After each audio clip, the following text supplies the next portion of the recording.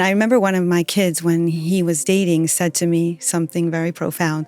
I told him we were looking into a girl, and I said something like, not for now. I don't think it's for now, maybe like later. So he called me back a few hours later after Seder, and he said to me, Ima, I don't know about the not for now. If it's good for me in 6 months from now, why not now? We're learning that, like, it's not the end of the world. And in our world, like, if a couple goes out 10, 12 times, if there's a reason for it, Right. and they need those extra 2-3 dates, just give it to them. Right. Like, why are we giving them a hard time? How do you get real accurate information if everyone's protecting themselves with a circle of their best friends, their rabbi, and people that are only going to say good about them? When you start doing your initial researching, when you call the references, you don't ask questions. Just tell me about the person. I actually presented what I thought was actually a brilliant plan. Get out of the freezer 6 weeks early if you date a girl who's over 21. What are the main issues when it comes to shidduchim, Jewish dating? Are the matchmakers at full? Is the system broken? Is there an actual shidduch crisis? Or maybe singles and families have other challenges that are affecting the future? We want to have a conversation about all of this because we all know someone in our lives, maybe a few people, who are searching for their soulmate and just haven't found the right one yet. This conversation is with 3 shadchanim and someone who isn't a shadchan but has been very involved with data and trends and behind the scenes. We give an outline for the different dating worlds, from the freezer in Lakewood all the way to texting for a second date in the YU world. This conversation's goal is to shed light on a system we're all used to, have a raw conversation, and shed light on what's really going on. This episode, as you can see, is longer than usual, but I promise we cover so much, so be sure to watch all of it. You'll hear from Lisa Elefant, renowned Flatbush shadchan responsible for Adopt a Shadchan. She'll be representing the Flatbush world of dating. You'll hear from Rebbetzin Efrat Sobolofsky, also renowned shadchan. You might know her from the globally successful YUConnects or podcast candidate. She'll be representing the YU world. And for the next part, you'll hear a very different conversation with Tzadok Katz, also renowned shadchan in Lakewood and dating coach, and also from R Moshe Pogrow, who isn't a shadchan, but he's the director of the Nasi Project and creator of Zug, someone who's really got a great macro understanding of our system, and I'm really excited for you to listen to all of them. In this week's episode, you'll also hear about the best clothing for men, for dating and for marriage, the tech company BitBean that can revolutionize your business, the happiness challenge that is so simple but so creative, and the OU's fascinating study on Orthodox singlehood. This episode is in memory of Shimon David ben Yaakov Shleima and Miriam Sarah bas Yaakov Moshe. This episode is also in merit of Shira Ahuva bas Bracha and Avigail bas Bracha, and everyone who needs a shidduch in Klal Yisrael to find their partners very soon. Here we go. I'm Yaakov Langer, and you're listening to Inspiration for the Nation. So this is different for me because I feel like at least when I was dating, when I was talking to shadchanim, I was maybe the more nervous person. And now it's kind of like the reverse. And you probably deal with all the time, talking to people who are nervous about going out and all that. And now I guess you guys are in the hot seat. So this is fun. So, okay, there's so much to talk about. And as I do this, I don't even know how long this will be. But let's see where this goes.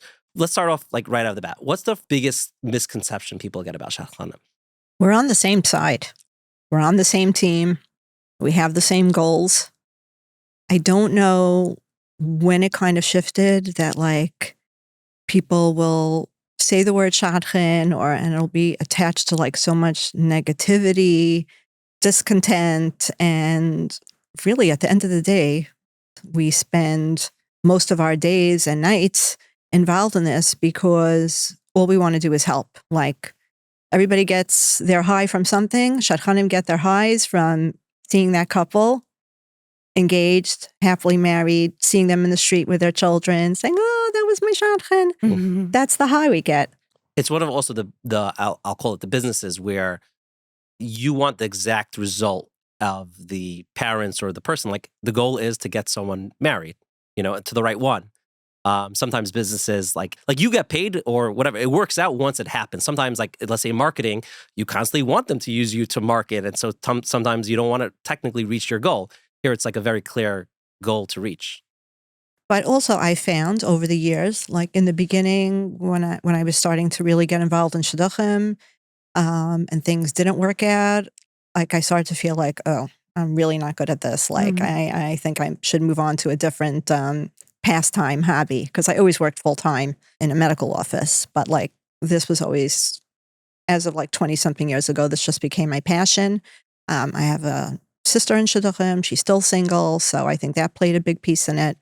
But what I've realized over the years is that, yes, making a shidduch is like the most amazing thing, but also being part of somebody's journey together and helping them get to where they need to go, and like we made it through together, is to me also as big of a high, because Hashem picks the shaliach who's going to make that shidduch. Sometimes it's me, sometimes it's not. Most of the time it's not. But I can control how I help that person through their journey, whether it's giving them information, whether it's connecting them with a different shadchan that can help them better, whether it's just to validate or just listen to them. You mentioned before that, like, we're all on the same team. What would you attribute to, I guess, this? Because I'm not really so in it, so I don't know. But No, you will be. No, but I'm saying in terms of like shidduchim, like you're saying, there's like sometimes a negative connotation with shadchanim. Where did that stem from? Did it stem from like a few bad? I mean, every industry there's like people that shouldn't be, like you have doctors that should not be doctors. Is it from that? Is like poor shadchanim? Did the people change? Is the system? I don't know. Like, where's that coming from? Well, I think a big part of it is today's technology.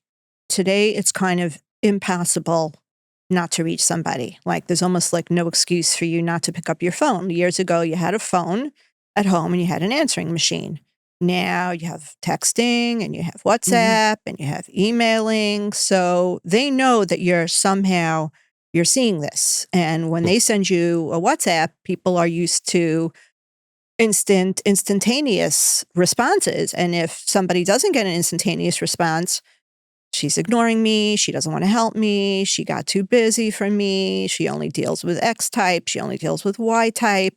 So it's become a very uncomfortable type of situation. In the olden times, you left a message in the machine.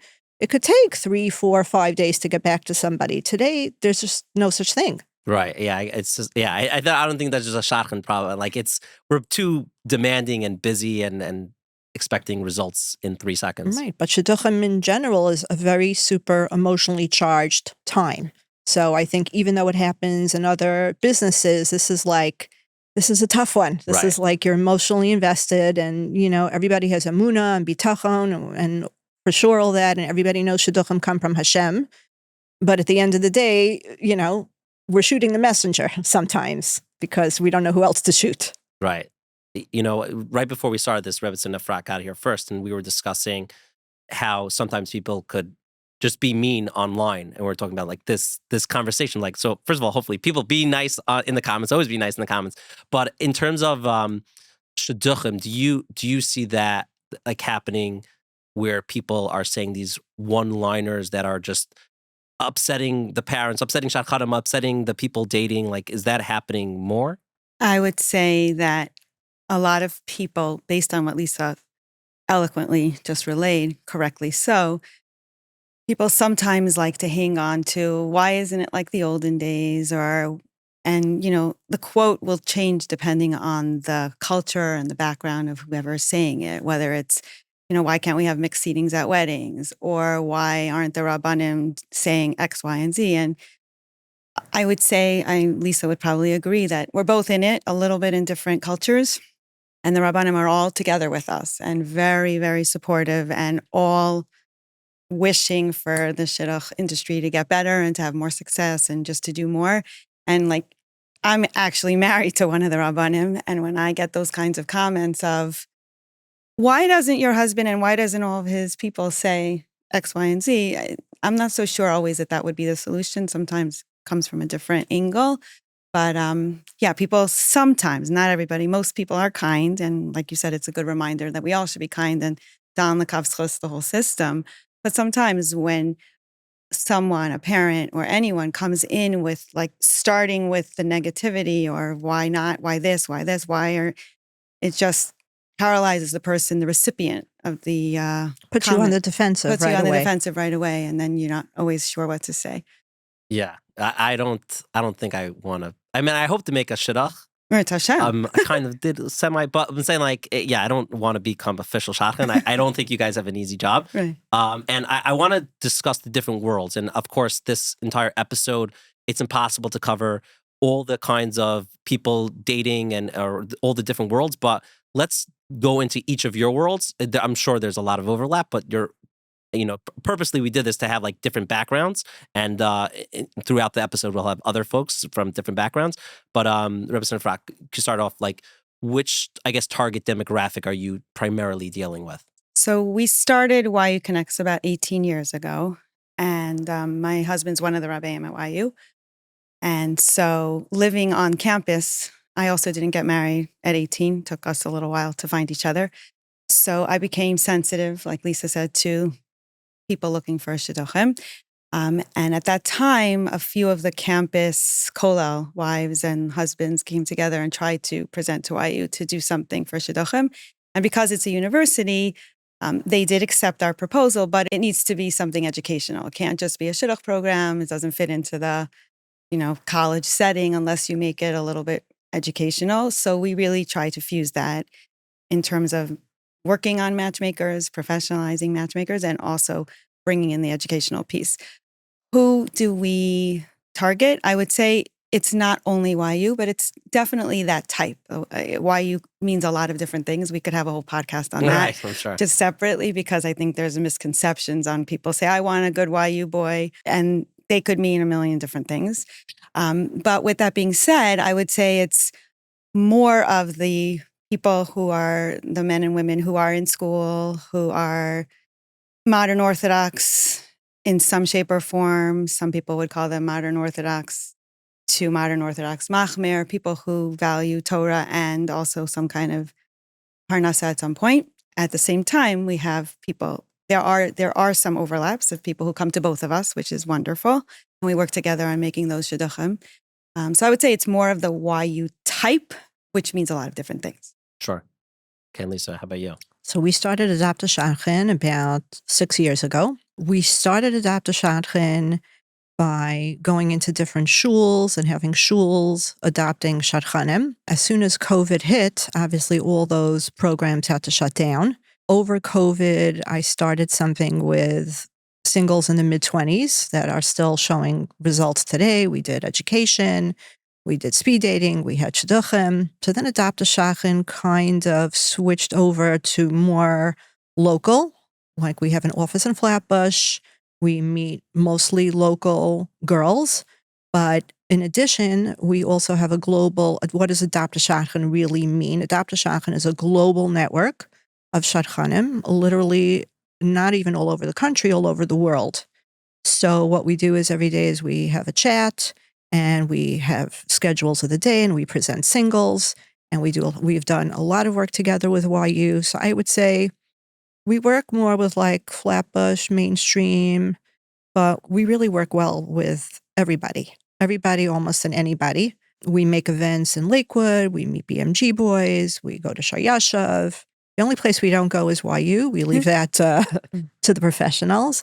But I have to say that one of the most things that I'm most proud of so far is creating Adopt a Shadchan and networking with all these special other organizations like YU and helping other cities like in Boca and LA.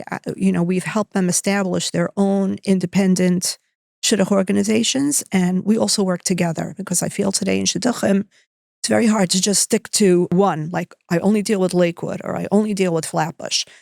So again, Adopt a Shadchan, we're Flatbush based, so we're going to be mostly meeting Flatbush, and that includes all types, working, learning, rabbanos, whatever it is you're doing.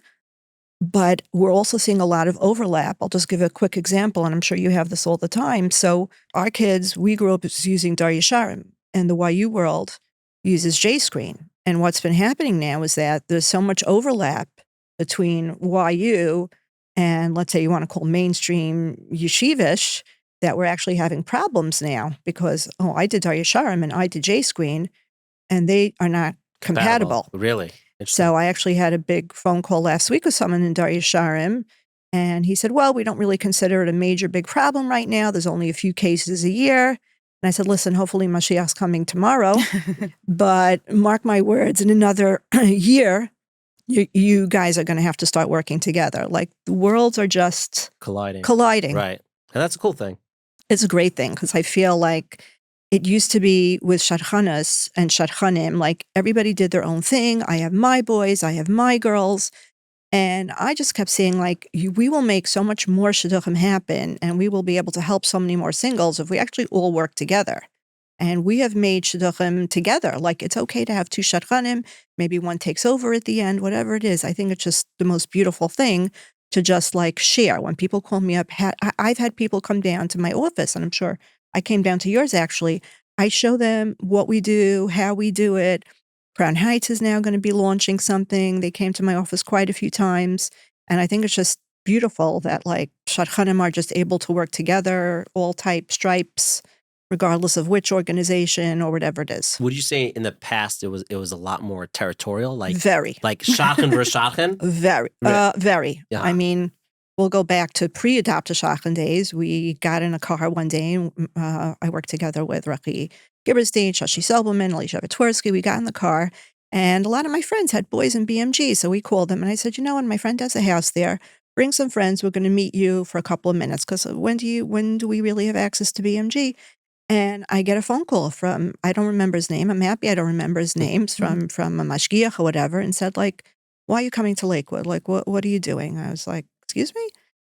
First, like, I thought he was a collector. I didn't know what he was doing. And he's like, no, we're okay in Lakewood. I said, okay, bye-bye. I was like, what? Like, I was a little bit naive back then.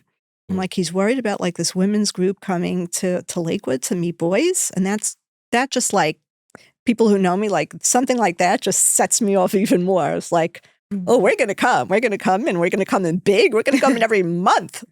And Baruch Hashem, we've come into, not into BMG, but we've made numerous events in houses specifically for BMG boys. At the same time, Rabbi Goldblatt, Moshe Bender, both Tzadikim, they just made a huge BMG meeting and like, they're like, please come. And I'm like, this is the way it needs to be done.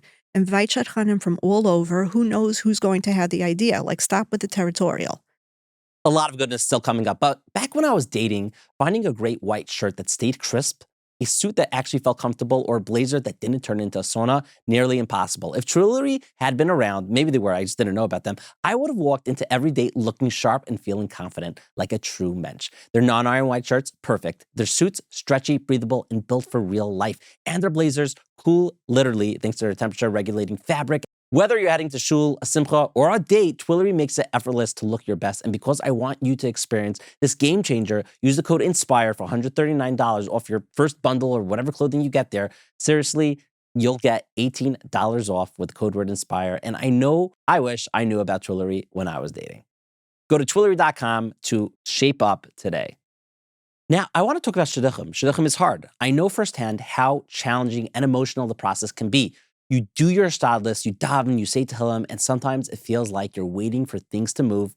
But what if there was another way to bring bracha into your life? Something completely out of the box. That's where the 3-week happiness challenge comes in. This is being run by Esha Torah and it's powered by Partners in Torah. So you know it's great. They have created an incredible opportunity to do chesed in the simplest way possible by learning with someone for just 30 minutes a week for 3 weeks. Here's the best part. Everything is prepared for you. You'll get an easy-to-follow session guide with the powerful Torah insights on happiness, so you don't need to prepare, research, or be a big learner. Just show up and have a natural and awesome conversation. You could do this.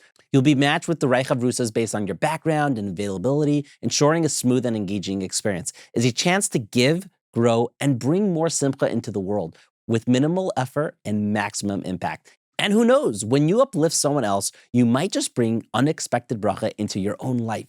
This is for everyone, whether you're a seasoned learner or just getting started. Join the challenge and become a mentor today. Sign up now at partnersintorah.org/happiness challenge. That's partnersintorah.org/happiness challenge, or click the link below. Get involved. Now back to this week's conversation. It's so, it's interesting because I'm from Flatbush, on 26. So my friend the Real pointed this out. Like my whole life, like in yeshiva, Rabbeim was like, no, don't spend time with girls. Girls don't, in the right time. And the second you start dating, they're like, "No, you're gonna get married," like, Right. and like that shift. And I'd imagine in the YU world, it's a very different. First of all, and I'm sure you deal with people that they go to mixed schools and things like Right. that. Yeah. And then even just the dating, at least from the Flatbush world, you date, month to 3 months, about maybe. But you're less. saying you didn't have a girlfriend growing up. I did not have a girlfriend. No, I was a goody goody, No, big Good. goody goody. That's not good. what I heard. No, 100%. Put on the record. You could look. But then when it comes to like the YU world, it's also like, I have a brother-in-law just got engaged to someone from that world, and it's like, okay, they dated a long time, and the engagement's a long time. Is that accurate?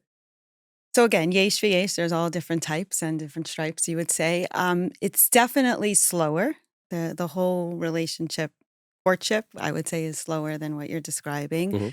Mm-hmm. People take more time. Parents are more comfortable with more time. Even the ones who are dating would definitely take more time. I don't know the exact number, but you could say, like you said, like maybe they're going out 3 months, maybe, and then they're engaged for another few months, if that works for everybody.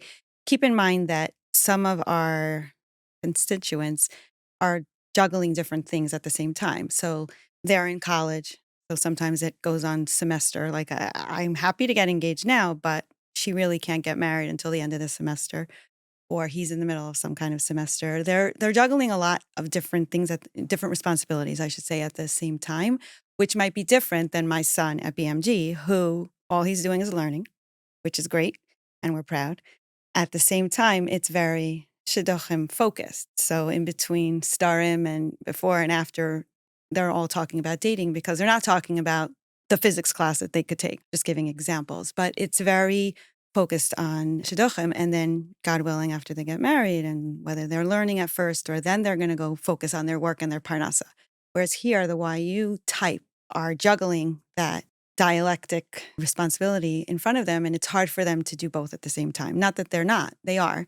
I would also say that it used to be, back in the day, in my day, we didn't really get married until we were financially responsible or financially independent. It's the right word to say now.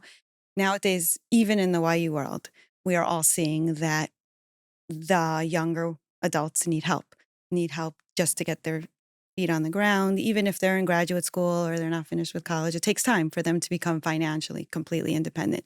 So parents are willing, most parents, I should say, are willing to, in some shape or form, help. But it's not as formalized as you would say in the Lakewood or in the more Yeshivish world. I remember when my daughter got engaged, I remember before the Vart, my shadchanim, who are lovely, they sat down and they said, okay, this is what we're paying for. And my husband and I, even though we're both kollel people, we were like, oh, we didn't realize that there's such structure to this. Mm-hmm. And it was like a wake up for us to learn how the structure is. I know it could differ in different communities. Flatbush might be different than Lakewood, but we're also seeing that parents will say, well, we're not fully supporting our children like they would be in Lakewood. But then when you ask them, okay, what are you paying for? Well, they're on our insurance. We pay for their phones. We pay for the Easy Pass. They come and do the laundry every week. They drive over the bridge. So they are supporting them in a different way, which is something that we should, as parents, should be very proud of. And we want to help them to a path of independence, of course. It's not forever, but it's that type. So I think that that's where the time element comes from. I also would say that in the more yeshivish circles, whether we call them rules or norms or protocols, they're a little bit more set. And who made them up? I don't know. Lisa might want to talk about that. I don't know who made them up. Sometimes people ask me, who made this stuff up? I said, not me. I don't know. Definitely Who not made up me. these rules? Not me. But with that being said, as some of the YU type move more to the right, they're grabbing or grasping at parts of the protocols that they like in the yeshivish world. Can you give me an example just to make it practical? Yeah. They may have the shadchan set up the first, second, third date until they drop the shadchan. We never had that before. We would call directly. My husband called me and said, is Efrat available? And then he would talk to me for 1 minute on the phone just to arrange the date. Got it. It was now more direct, and now it's going back to... They're going a little bit backwards in that area. And like you said, they could have been in a co-ed school, in the co-ed camp, and they even know maybe who they're talking to. But instead, they have a shadchan setting the date. There's a lot of gray. Another example would be they're dating long enough, but when do you introduce the young lady or the young man to the grandparents or to the siblings. In some circles, they would never do that until they know for sure that there's a l'chaim or there's a vart.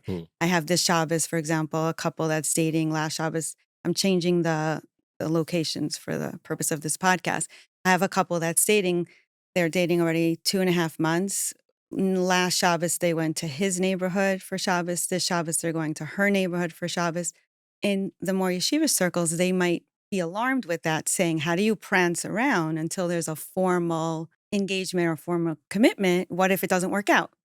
So there's a lot of gray, and I feel like we all have to be a little nuanced and a little bit more fluid and flexible with the rules or the system. Like by us, you're not going for Shabbos unless you're engaged. Right. Right. You're not going, right. But in my circles, my husband came for Shabbos to California before we got engaged, just to meet my parents and to spend time with them, and thank God it worked. Yes, it could always happen that you meet grandparents or you go for Shabbos and the relationship can sour and it won't work. But okay, I had that in my life before I met my husband, and okay, so we move on. But not everyone likes that. I would say another aspect that we find sometimes is that every date, when you're not dating for long, has purpose to it. It's very tachlitic, is how you would say it in the YU world. Like, what did you learn on the first date? What did you learn on the second date? What did you learn on the third date? Lisa could comment for sure more on this topic. Whereas in our world, a little bit of the gray is what happens is, let's say the first few dates is just much more casual. Then a few dates in, you get a little bit more deeper and you're playing perfect matches and you're sharing vulnerabilities. And then there's like a cruise phase where you're not ready to get engaged, but you're just cruising on that. And that's where I would say a little bit of struggle happens in the YU world, because it's no longer what did you learn on that date, but how are we moving on to the last phase of like when you're ready to get engaged. And that's where it causes a little bit of the blur of, do you push? And sometimes we have parents calling. I had a mother call recently. My son is going out every other night and they're going out already 6 weeks. So what should happen next? Whereas in the more yeshivish circles, for the right reasons, they know what should happen next. And they're much more strategic and much more linear, which is in some ways wonderful. And in other ways, it doesn't always work for the kids who are like, not here, not there. Sometimes they just need more time. A little more time. We're learning that, like, it's not the end of the world. And in our world, like, if a couple goes out 10, 12 times, if there's a reason for it. Right. And they need those extra 2-3 dates, just give it to them. Right. Like, why are we giving them a hard time? I heard a great story, Lisa would appreciate it, from one of my kids in BMG.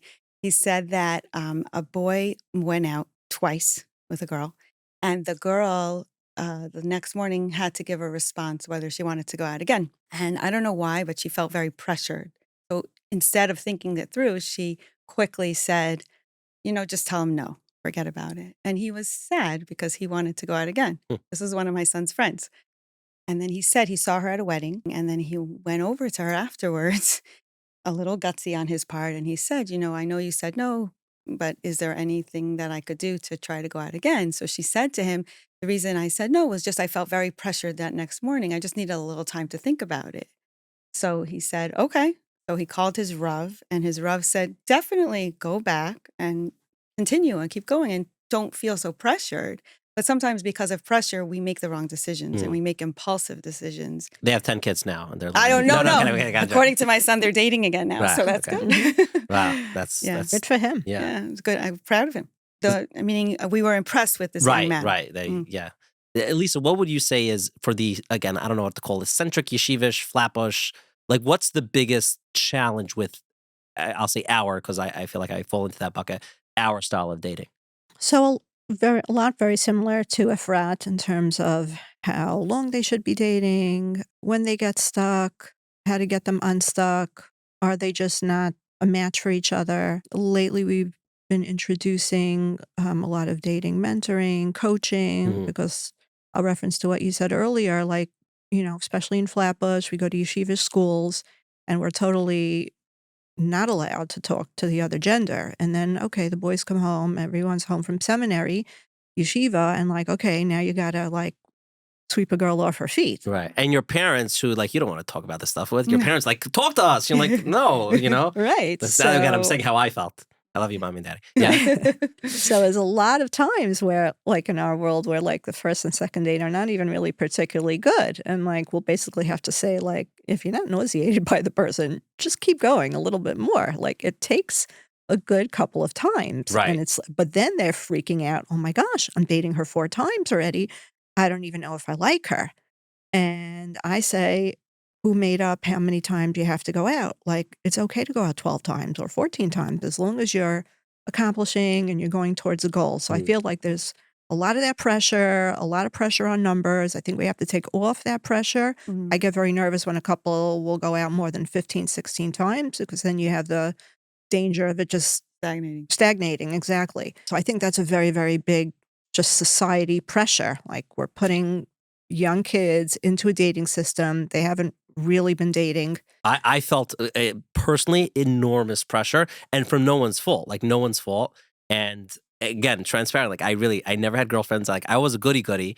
And then you're like put into this world and it's like, are you getting married or not? And it's like, I don't know. And like, okay, go to Dave and Buster's. Like I'm going to figure out in Dave and Buster's with like this other gender, like that I'm going to like, I don't know. This is such a different world. Looking back, I wish I used like a dating coach. I think I personally, you know, I'm almost married for 10 years now, but like, I think that would have been so helpful because like you're thrown into this, you don't really know what marriage is like. You could like base it off of like, you could see your parents and like what to do or what not to do. But, and then you're dating and like, it's so much pressure. Like, am I going to spend the rest of my life with this person? Right. Go for Chinese food. Like what? How It's overwhelming. Yeah. It's scary. Right. Very scary. So recently I opened it up to all shadchanim, but I opened it up specifically to start for adopted shadchanim, where we have Dr. Noam Weinberg. He's been giving us classes as shadchanim, not to be coaches, but to give us more knowledge than a typical shadchan would know, just as to when they need a coach and what are things to say, what are big no-nos. So we're learning a lot of things also as shadchanim to just not just be the yes, no, you want to go out again, no, yes. We need to be a lot more than that. I feel like everyone needs to stay in their lane. We're not teaching shadchanim to be psychologists, psychiatrists, because we're not. But today's skills as a shadchan, you really have to up your game. Right, have more tools. You have to have more tools. And it's very, very important to anybody considering, you know, who wants to start out being a shadchan, that it's just way more than just thinking up of ideas. Like you're going to have to be there for some hand-holding and advice, etc. There's a lot of people who are single and they're looking to get married, and whether they're younger or getting older, whatever it is. And a lot of times the frustration could be put out onto the shadchanim because you're in that process, and maybe sometimes there's accuracy, but sometimes there's not accuracy. So I want to like put out in the next part, like our goal is not to offend anyone. We're just trying to have a transparent conversation to really hopefully just talk about it. My question is twofold, but we'll start with this. Transparently, what do you see is the biggest mistakes that parents are making? And then we'll get to the people that are dating. Parents need to be realistic, need to be on the same page as their child. They're married, Baruch Hashem. They are not looking for another spouse, however their child is. So sometimes I hear a lot of like, well, we're looking for this, this, and this. Right, but what's he looking for? And sometimes, like, I really try to insist on, even though a lot of people don't like meeting in person, I do, even if it's for literally 4 minutes, just to get a sense, are we on the same page? Because I don't want to waste my time. If parents are looking for A, he's looking for B, sooner or later, they'll figure it out. But, like, I don't need to be the casualty in the beginning with suggesting all these ideas that are totally not shaykh. So I think in the beginning, sit down with a child, especially if your son's been in Eretz Yisrael, like, you don't really know what's going on in his head. And even your daughter, she came home from seminary or she's starting school, like, this is have a real conversation with your kid, because that will just lead to complete and total frustration on many sides. Because then when you are ready to, like, come down to earth and you want to speak to a shadchan, the shadchan might not be so anxious to get back to work with you because, like, she's just worrying in the back of her head, like, am I wasting my time? You know, shadchanim, like everybody, have limited amounts of time. So I think what we all try to do is we try to cram in literally as much as we can in the day and be a mother and be a spouse and do a million other things. Because at the end of the day, most of us are mommies too. So I think parents getting on the same page is very important. And I think parents need to also reach out. I'm not saying reach out to 40 shadchanim, but reach out to a few different shadchanim from all around. Don't rely on like one specific shadchan. Like, when people will tell me like, okay, like I'm only calling you, like, that's great, but like that's a lot of pressure. And I appreciate the vote of certainty, but reach out to a couple. Don't like just rely. And very often lately today, we're actually seeing a lot of shidduchim are being made by friends and family. Like you never know where it's going to come from. Mm. But you still have to do your shtadlus and reach out to certain shadchanim. And you know what? Sometimes if certain shadchanim are really, really hard to reach for whatever reasons, so move on to somebody else. Don't get frustrated. Oh, this person didn't call me back. Just move on, try 2 or 3 times. And if the person didn't respond, maybe they have something else going on in their life. Maybe they're overwhelmed right now and they just can't. Maybe they lost their phone. Maybe their phone, who knows what happened. Move on to people that you will connect to. Find a shadchan that gets you, that understands you, that knows your world. Don't call, somebody who just doesn't get it. Mm.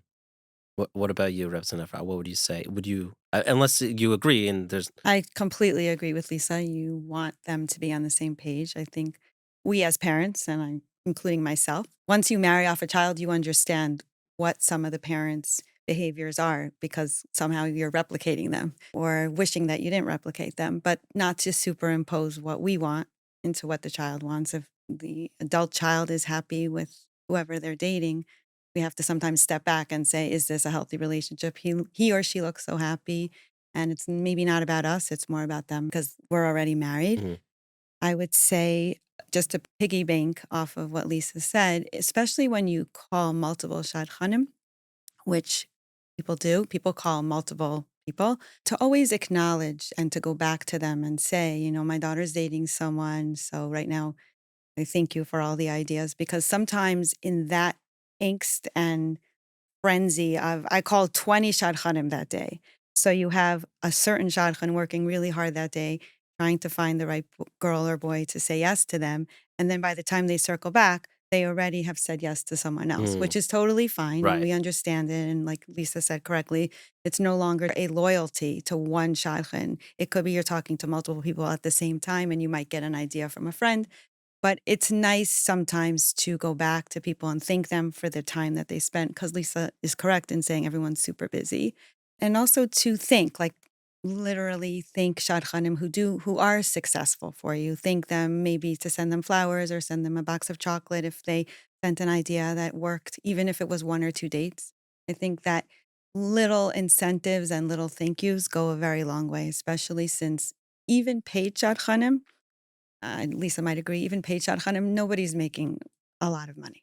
They're not the salaries. We both fundraise for our programs. Nobody's making a lot of money. So when they get extra thank yous, especially when their own children see, look, mommy spent so much time on the phone. We got a yummy babka for Shabbos because mommy set someone up. It just helps. And also it also helps the shadchan or whoever is trying to set up your child see that they're really dealing with nice and grateful people. Mm. I would say, and I'm sure Lisa would agree, most people like to work with nice people. Yes. Hmm. It's a big thing. I always say that to my kids. Be nice, be nice, be nice. You never know. Be nice, because people like nice people. They'd rather do business with nice people as opposed to quick, curt, harsh, abrupt. I totally hear that. So for singles, there are people who are single and older and trying to get married, and they're doing everything they could, and it just, Hashem is, it's not the right time. But like, is there anything practical that you see? Maybe there's a pattern that it could be a young single, it could be an elder single, men, women, that they should be doing differently, or they could be doing differently.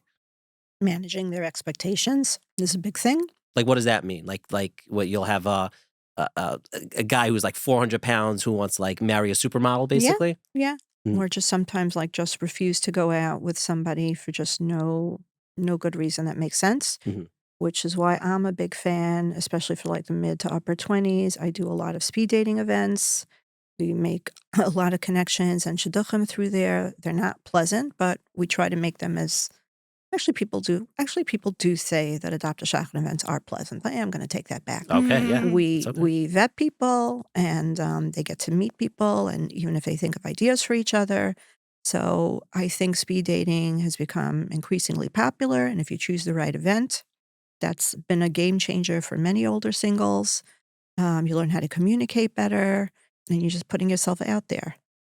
Similar to Lisa, I think that managing expectations for all of us, singles and parents, it's not just about the singles, it's the parents when they're younger doing the research and managing our own expectations. Maybe I never thought my son or daughter would go out with someone from Flatbush.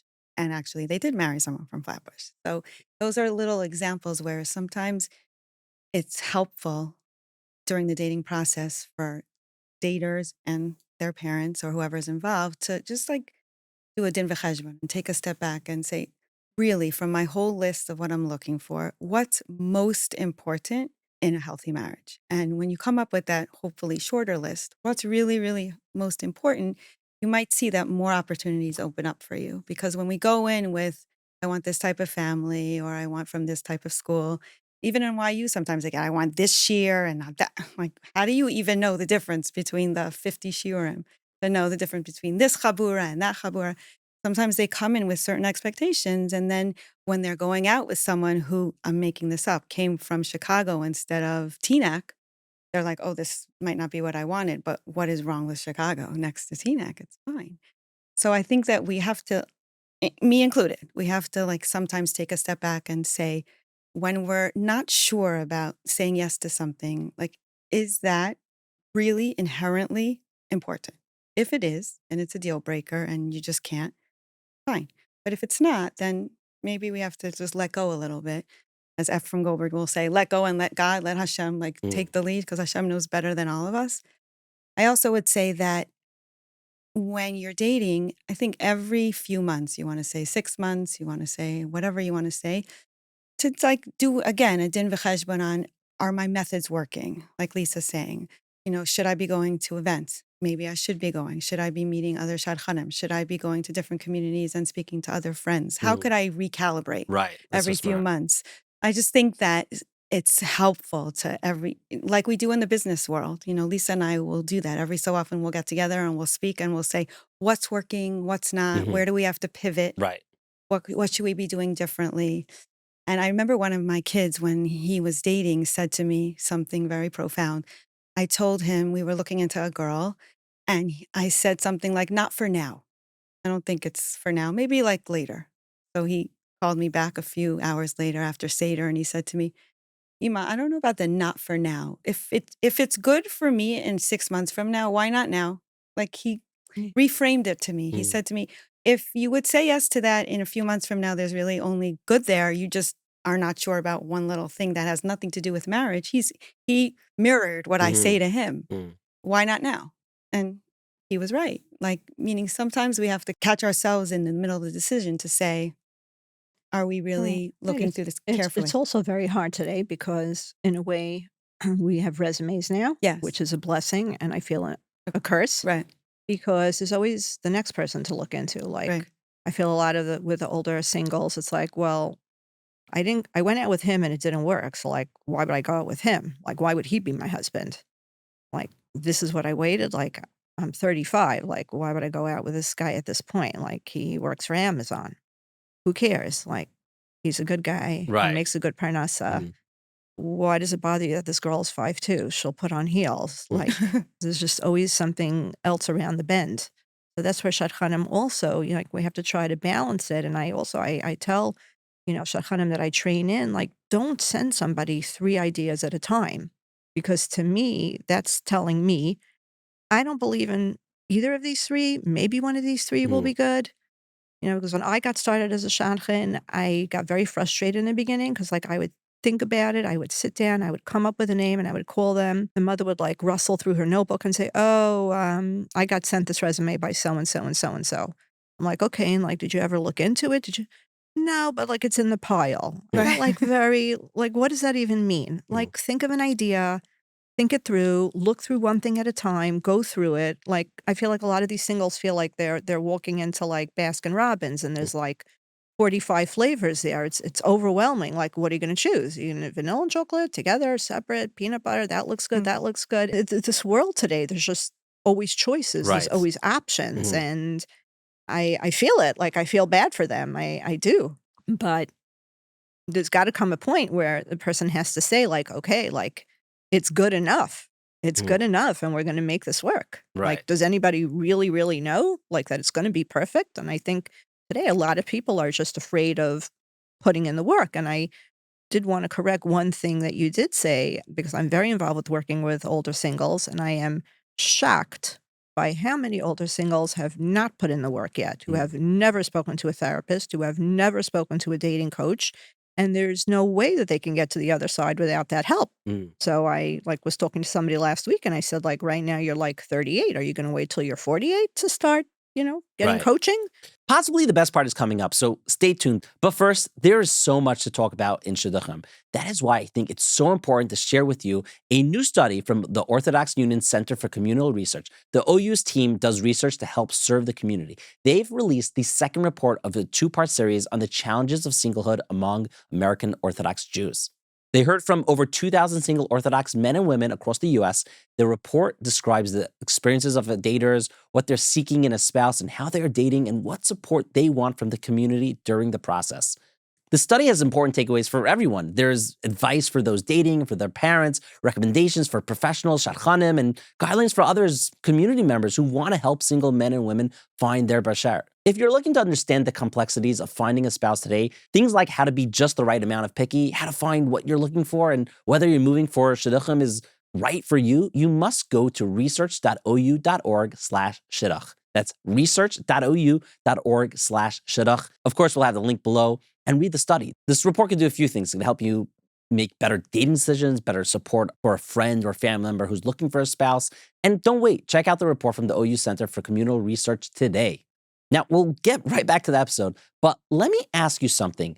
Why aren't you a tech company yet? Yeah, you heard me. Tech companies are outpacing every other industry, and it's not by accident. Businesses leveraging custom software are scaling faster, cutting costs, and dominating their markets. Whether you're in real estate, finance, or healthcare, your competitors are already using tech to analyze data, streamline operations, and close deals faster. So what's stopping you? The good news, you don't have to figure it out alone. Bitbean is right nearby, but honestly, they belong in Silicon Valley with how ahead of the curve they are. Their team of brilliant, innovative developers builds custom software solutions that give businesses like yours a serious competitive edge. No cookie cutter software, just smart, tailored solutions to help you scale and operate more efficiently. Don't fall behind. Visit bitbean.com and see how they can take your business to the next level.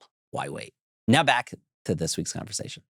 It's interesting because, if people in shidduchim, again, it could be a just a matching challenge, but like you're suggesting, again, not everyone, and there are people that I'm sure you meet, and I think in every industry you meet people like this that it's a mental health challenge of just whatever it is. Maybe it's too much anxiety, maybe it's, I don't know, maybe there's depression, whatever it is, but the symptom is going to become everything else in life. And one of those symptoms is dating. Like dating doesn't work out.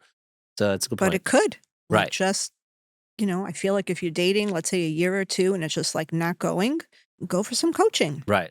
Or your parents are doing a terrible job. But one of the two. Right. Right. Coaching is an important piece that Lisa's bringing up, because every industry, people go for coaching. I go for professional coaching. I'm sure Lisa does the same. It's not anymore a taboo. It's not even like you would say, okay, it's different a little bit than a therapist, although being in the social work field, I'm happy to go to a therapist when I need one. But going back to the coaching piece, it's not viewed as you need help, something's wrong with you, and therefore you need a coach. Now, I have a nephew who's a great basketball player. He has coaching every single morning. It's part of, in order to be a better basketball player, he's going to be involved in his coaching every day. Most people, most big professionals that are very high up there, you will hear that they spend whatever amount of time and money on coaching just to get their business to a higher level. Mm-hmm. Same thing here. It's not a person who all of a sudden says, I think I'm going to go see a dating coach, or I'm going to go to a therapist to see how to unblock some of the barriers that are not helping me go to the next level, right?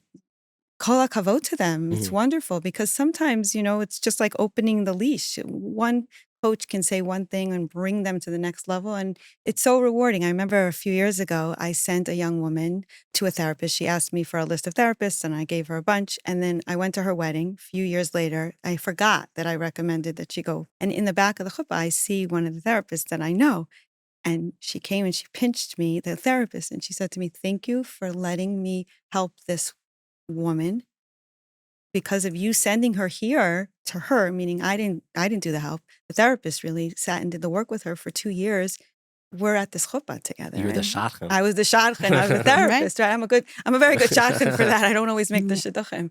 But you never know what you could do. And, we've all gone for help, therapy, coaching. And sometimes it's just somebody ignites the light bulb and you're like, it's a I new love that. idea. Yeah, it's so smart. I really love that.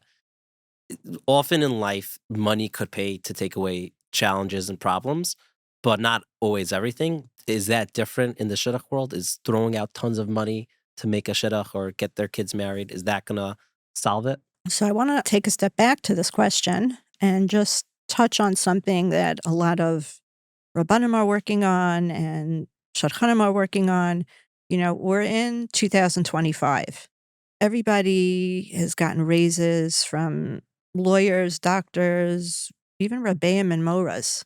And shadchanim just haven't gone anywhere since 1985. Now, yes, there are some shadchanim that get paid very, very well, and kol hakavod to them, but they are not the regular norm. And people have to start realizing the value of a shadchan, the value of a shadchan's work. And I feel people should start paying for, if you have a successful 2 or 3 dates, like Efrat mentioned, and flowers and candy are very nice, but so is a check. Mm-hmm.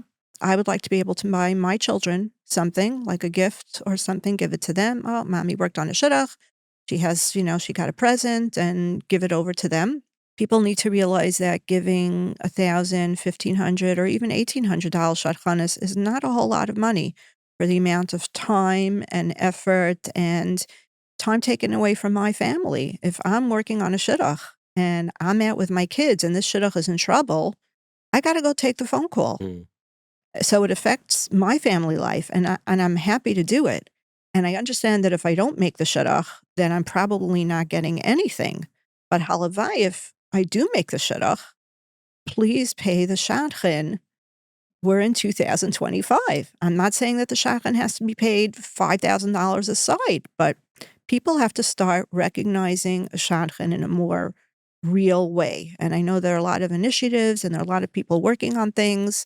And, especially I feel like as women, it's very hard for us to fundraise. It's hard for us to ask for a certain amount. I will never give somebody back a check and say oh, that wasn't enough. I would never do that. The day I would do that is the day I would retire from shidduchim. But people spend a ton of money, and even people who say, I don't have money, I don't this, I don't that. You walk into that wedding, and that wedding is beautiful. Your shadchan made this shidduch happen. She or he was Hashem's shaliach. This person should be treated very, very nicely.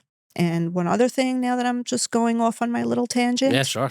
Go for Please pay the shadchan at the vart. I've had people knocking on my door the night before the wedding. Just appreciate. I don't think you have to wave wads of money. You don't need to take, we don't even like people call me and offer me, if you make my daughter shidduch, I will pay you $25,000. No, tell me, if you set my daughter up on a good date, I'll take care of you. That is much more attractive. The needle in a haystack. What are the odds of me making your daughter shidduch? So I think in terms of the money, people just have to just be more generous, more understanding, more of just, you're taking up a shadchan's time. So while I'm talking to you and I'm working with your child and I'm meeting with your child, I could be doing 14 other things. I could be going out for lunch with my friends. I could be shopping for a dress. Meretz Hashem, I'm making a wedding in a couple of weeks. Somebody called me yesterday. Oh, I know you must be so busy with your wedding, so you didn't have time to call me back. And I'm thinking, my wedding is in less than 3 weeks, and I didn't even have time to send out my invitations. But that's okay. I signed up for this. It's okay. And people that have money, askanim, need to make sure that the shadchanim in their community are taken care of. We're in Flatbush. We live in Flatbush. I love Flatbush. There's no shadchan initiative incentive. We're working on it. I mean, we should personally have had one in place years ago, but other communities are now catching on. Monsey has a beautiful initiative they're doing, but that caters to Monsey. Every community needs to take care of their own. And maybe a family that can't afford to pay a reasonable amount of shadchanis, the askanim should step in and make sure the shadchan is going to get at least $2,500 aside, or whatever the minhag is of that community. But people really need to step up to the plate when it comes to shadchanis and considering the shadchan's financial status and all the time and money she puts in. Nobody goes into this as a money-making operation, but that still doesn't mean that a shadchan is human and has needs and has people to take care of. It doesn't mean that a shadchan doesn't deserve it, just like anybody else. A plumber comes to your house, he fixes your thing, he gets paid. So a shadchan works on something. Maybe it didn't work out. She still put time and effort into it. So Lisa, you've been doing this for a while and you've had so many programs. Is there one in particular that means a little more to you than the rest? Absolutely. Since my son Chaim was nifter a year and a half ago, after Shiva, I was just thinking what project I can do through Adopt a Shadchan that would be meaningful for him, for me, for my family. And I came up with something called Simchas HaChaim, which is an initiative where I match up shadchanim with yisomim. And we do advocacy, we do financial incentives for dates. Additionally, we also do 2 or 3 times a year. Chevy's is a very, very popular wig salon in Flatbush. And Chevy Emanuel, who is a big tzaddikus, gives us her entire salon, and we do something called a glam night for the girls. And we bring in makeup artists, and hairdressers. And one year we had Rebbe Haber come. Last year we had a different speaker. And it's just all around to make them feel like not nebuch, but like special. Like this is like a club that like you don't want to be part of, but if you're part of it, like we're going to make you feel darn good. And we've celebrated beautiful, like a nice amount of weddings. And then after Simchas HaChaim, we also created something called Binyan Chaim, which is a program that subsidizes kala classes for needy kalas. So we really feel like we're taking them from the dating to the kala classes. And that I would say holds the key to my heart right now. Baruch Hashem, we've seen a lot of success, and it should just be an aliyah for Chaim ben Yaakov Shmuel. Amen. I have a statistic question, and it could be, I won't ballpark because I don't think you'll actually know the answer. A great shadchan versus a not good shadchan or unsuccessful shadchan, what's the average of the amount of accuracy in terms of like how many people get engaged or married? Like a good shadchan, again, I'm making up an example, would be what percentage? Around. A great shadchan is going to be making between 15 and 18 shidduchim a year. Percentage-wise is like, again, obviously it's not going to be 90%, but like, what is that, like 15%, 20% around? You're the smart one. I don't know. Yeah. I don't do numbers. I I could don't just know. tell I you don't know the numbers answer. of No, like. all I'm saying is like, it's clear that this industry that you're going to have more dates that could go nowhere than go somewhere. Of course, Correct. that's Right. how it Correct. works. So how do you personally, and it could be like it's a story that happened to you, it could be over time, a lesson that you've learned. How do you continue going on? Because, you know, let's say for me, trying to get advertisers for the podcast. Okay, you know, Baruch Hashem, we get it, but I get turned down. And like, it's very hard. If 80% of the time I got turned down, I don't know if I'd be able to keep on doing it. So like, how do you keep on going? It's a hard industry to be in because and again, that's a system. It is what it is. But how do you keep on going? So could I just piggyback on what Lisa Sure. just said before in terms of, she said it beautifully about compensating and thinking shadchanim properly. I would just add one more word, happily. Because sometimes parents will call me and they'll say, you know, here's the situation. A friend suggested it. The shadchan made it. This person helped. How much do I have to give? And it shouldn't be that I'm frightened or uncomfortable saying give very generously, because sometimes the response is really that much, or they didn't really do so much, or just did a little bit. So I would say that that's an important piece, that when you are giving shadchanas and to all the parties involved in some shape or form, do it happily. Wrap your shidduch in a bracha. Don't view it as like, I can't believe I have to, I often get this, or it's a chesed. It's a chesed opportunity. They just did a chesed. It's a huge chesed. It's not just a little chesed. I made a meal for someone Right. who just had a baby and I dropped off pasta and fish sticks. No, it's way more than that. And as Lisa said correctly, it's way more labor intensive. It's way more cumbersome. And most often we're not successful. Right. So what about the couples who date for 3-4 months and then it ends? I had that just now, 3-4 months and it ends. Can they send a check to I feel YUConnects like just to say thank you? I feel like this conversation could really go back to question one, Yeah, like which was what are some of the misconceptions people have is that shadchanim make hundreds of thousands of dollars and are like these money hungry. no. I mean, I had somebody, and it was totally okay, who dropped me off like 10 post-dated checks. I'm like, okay, all right. This is the most important, marrying off a child is like a huge thing. Are you going to bargain with the band? Are you going to bargain with the flowers? Are you going to bargain with the hall? They'll laugh you out the door. Mm. So I feel like this is really just a key part of Klal Yisrael, a key group of people that are really, we support each other. Mm. Like, that's it. But Klal Yisrael, really, I mean, if you take out, hopefully people will take a lot of things out of this podcast. But I think like two really, really main points that I would love people to leave with would be that coaching is not a taboo. And like, really, if you want to help your child, like get on it ASAP. I can only help. And B is to really see the shadchan as a person and as not as this power, money hungry person. We're all doing this because we love doing it and we feel like this is our mission, and just appreciate us. Mm. Just appreciate us in a real way. And I also would add that when you are supporting a cause, whether it's Adopt a Shadchan or YUConnects, and you have the generosity and you have the checks that you want to give, don't do it in a way of, this is only to help my daughter. Sometimes we get that where a person will give a large check very nicely. And then a few months later, or even a year later, they'll be, I generously gave, but my daughter or my son didn't gain anything out of it. And my answer always back is, don't worry. Someone else's daughter got married with your chesed, and Hashem will repay you. If you help the klal, it's not just about my daughter, my son, your son. It's about Klal Yisrael. So the more you support these causes, we support Bikkur Cholim, and we support many, many causes in the community that are needed, for Parnasa and for people who have special needs. And like you said, people with mental health questions. We support all these different causes. Shidduch programs that are run properly should be easily supported and thrown a lot of money into it to enable more shadchanim to do this, because the more shadchanim... We're the Hatzalah. We're the Hatzalah for shidduchim. Right, love us or hate us. I don't know why you would, but if you do, like, say this is it. Right. This is the system, and the system is not perfect. And you want to call the system broken or whatever it is, but right now, for years, this has been the system. YUConnects and Adopt a Shadchan are always coming up with new things.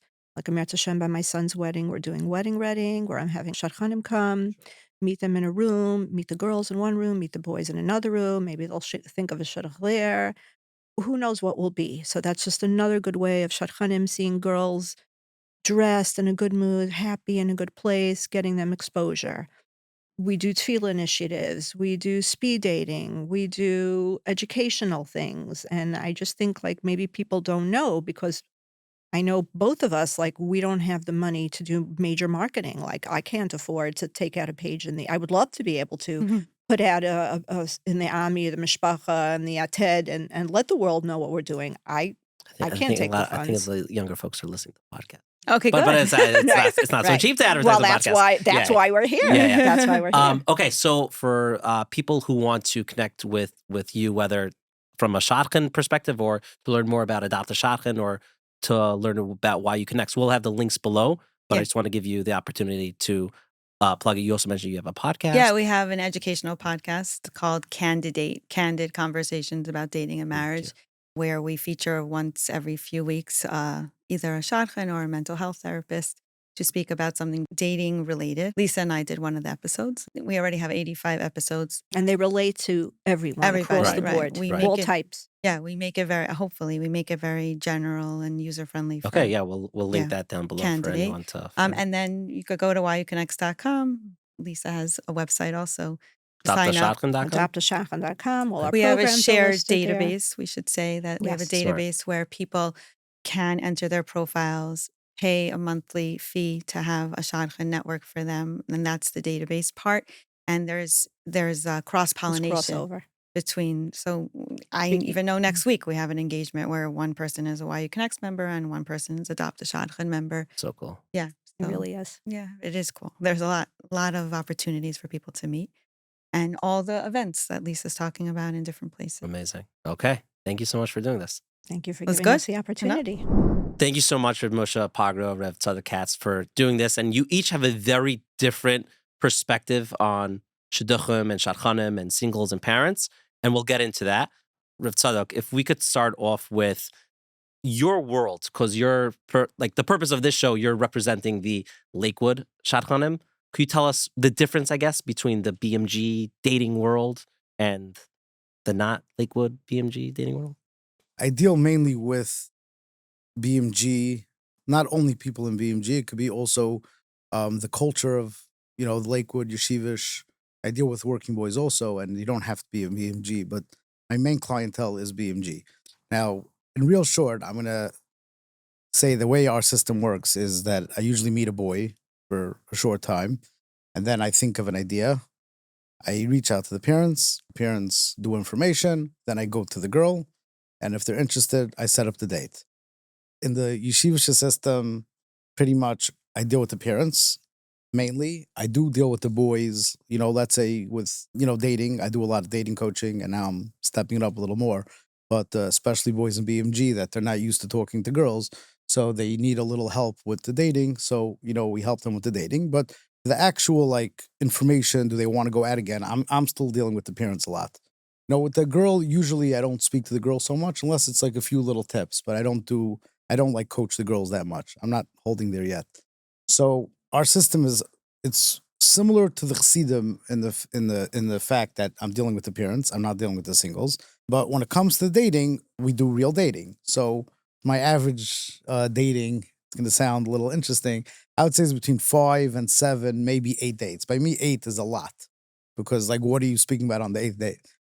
I'm kidding. But so pretty much it's a structured dating system that, it's done. Every date has to be there for a purpose. You don't just date just to talk and then spend time. And people think that the more you date, the better it is to know if you're compatible to get married. It's actually not true. I saw from the Stipler when he writes that you should go out 3 or 4 times. So he explains himself. He says that dating, if you believe you know too much about the girl, at the end of the day, you're not living with the person.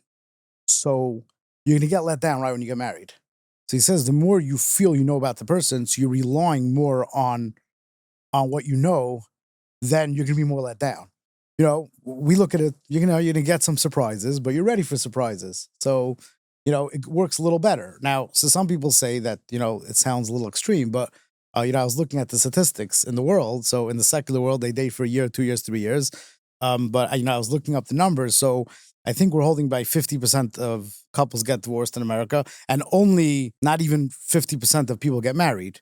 So when we say a very small amount of people are staying married proportionally, but they do this unbelievable dating system and they know each other for a couple of years. So does knowing each other for a couple of years, is that good? It sounds good, but it's attractive. Oh, you really know each other. But for actually getting married and staying married, which is step 2, I find that our system is pretty good. I would like it to be 5 dates. I think 5 dates is really the best because you're much more focused. You're allowed to have a date, you're allowed to have a fun date, and you're allowed to have an important date. But, to me, when it gets to, you're starting to fishing for conversations, and then, and every word you say while you're dating is magnified because, you're still in the decision stage. So it's just dangerous. So I find that 5, 6, 7 dates, people think it's extreme, but it's not. Dimitri Yeah, Martin sure. has a joke. I think it was him who says that if 50% of America is getting divorced, it's either you or your wife getting divorced. Oh, that's good. Yeah, but so it's interesting because obviously you're pushing for a very tachlis, a very focused kind of dating, but also you're dealing with guys, and I fall into that bucket of just not doesn't have that much interactions with the opposite gender. So I imagine it's hard for them to be wait, okay, if they have a lot of bitachon, I get it. But if they're the average kind of person, it's hard to really get to make that decision. Right. I would even make it more hard because as a shadchan, I'm sort of like a cheater. I like the guys that are marrying their first girl. So they have 0 dating experience, but the chances are much higher. Moshe, you agree with that? The chances are much higher of getting a boy that has no other things in his mind and he's focused on getting married. So I find that if you hit the first 1, 2, or 3, you have a much higher percentage, and then it compounds. You go 5 girls, 10 girls, 40 girls. It compounds and compounds. So besides the fact that these boys don't know how to interact so much with the girls, but I'm hitting boys that are not professional daters either. Mm-hmm. So I, on my own, as a shadchan, not all shadchanim do it. I'm very into the actual, giving them basic stuff, not like anything like complicated. And I'm not a therapist, but I pretty much learned the system, what the basic mistakes that boys make. I try to give them a little pre-dating speech, and then they're ready. And it could take 1 or 2 times sometimes for them to get used to to having a date. But and then they have a fun time, and they sometimes 2 fun dates. They're pretty well grounded the time they're ready to get engaged. Moshe, you agree with that system, or probably not? I'd rather not comment on the specifics of dating. I'm not a shadchan, so I'm not going to comment on specific the. Oh, you're not a shadchan, so what do you have to do with shidduchim? Like, why are you here? Asking the questions? No, he's good. He's my co-host for now. Okay. No, so But I don't agree with Tzadok. From my experience and what's going on out there, I think there is a small segment of what I'll call very Yeshivish, which date that style. But if we're representing the broader style of yeshiva world dating, which is not just what we'll call very Yeshivish, I think that's a perspective that works, but that's a very specific crowd that it works for. I think for the broader yeshiva world, I think many people do not find comfort at a comfort level in the style of dating that works for Tzadok. It works for his clientele, but I think Tzadok is representing a small clientele. Yeah, it's a very niche crowd. Okay. I think even BMG is very large. BMG has like 1,300 guys coming in as man a year. What Tzadok is representing, it's about 50-60%. There's a broad world in the yeshiva world which is not appropriately serviced with the five date to engagement style. But I'm not going to comment on the details because I'm not like I said, I'm not a shach, I'm not a coach, but I am familiar. I hear from shadchanim because of the different work what we do, and we do a lot of work in making stuff available for the singles and for the parents. So that's my comment on what Tzadok Katz said. I want to get into it, and we'll get back to it, but I want to get into like your experience because you've dealt with a lot of macro level, looking at the system and looking at like how shadchanim operate and looking at like, okay, what is the actual challenges that we need to solve in our dating system? So could you tell us about some of the initiatives, I guess, you ran and why you did that and what things worked, what things didn't work? And there's, I guess, a primary macro challenge in shidduchim. And that causes numerous other challenges, and that's really what I've been focusing on for the last many years. The macro challenge, which has been by now well recognized by the Rosh Yeshivish, by the Gedolim, by the Rabbanim, is a basic concept that if you have an uneven amount of pool of daters, many more girls than guys in a dating pool, you're gonna have havoc in the system. So let's say we have, 500 guys and 800 girls or 1,000 girls, whatever the specific of the numbers. If we take that as a given fact, that I'm not going to go into why it's so, but we're going to accept it as a fact.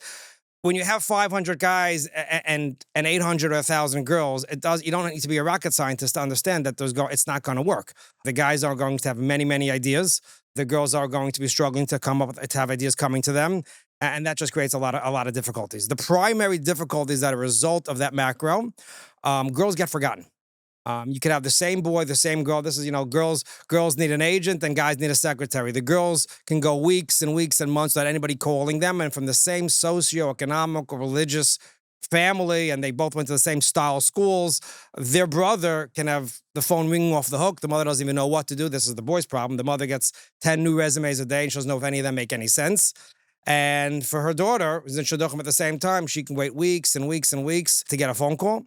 And the shadchanim, partially as a result of the shadchanim, are inundated and overwhelmed because the families that have no options coming their way, so they go to the shadchanim and they nudge the shadchanim and they try to get access to the shadchanim, and the shadchanim can't deal with the volume. They get overwhelmed. So there's become a big glut in the system as a direct result of just simply not enough guys in the pool of dating to match the girls that are in the pool. That's the macro challenge. Okay, so then how do you go about solving that?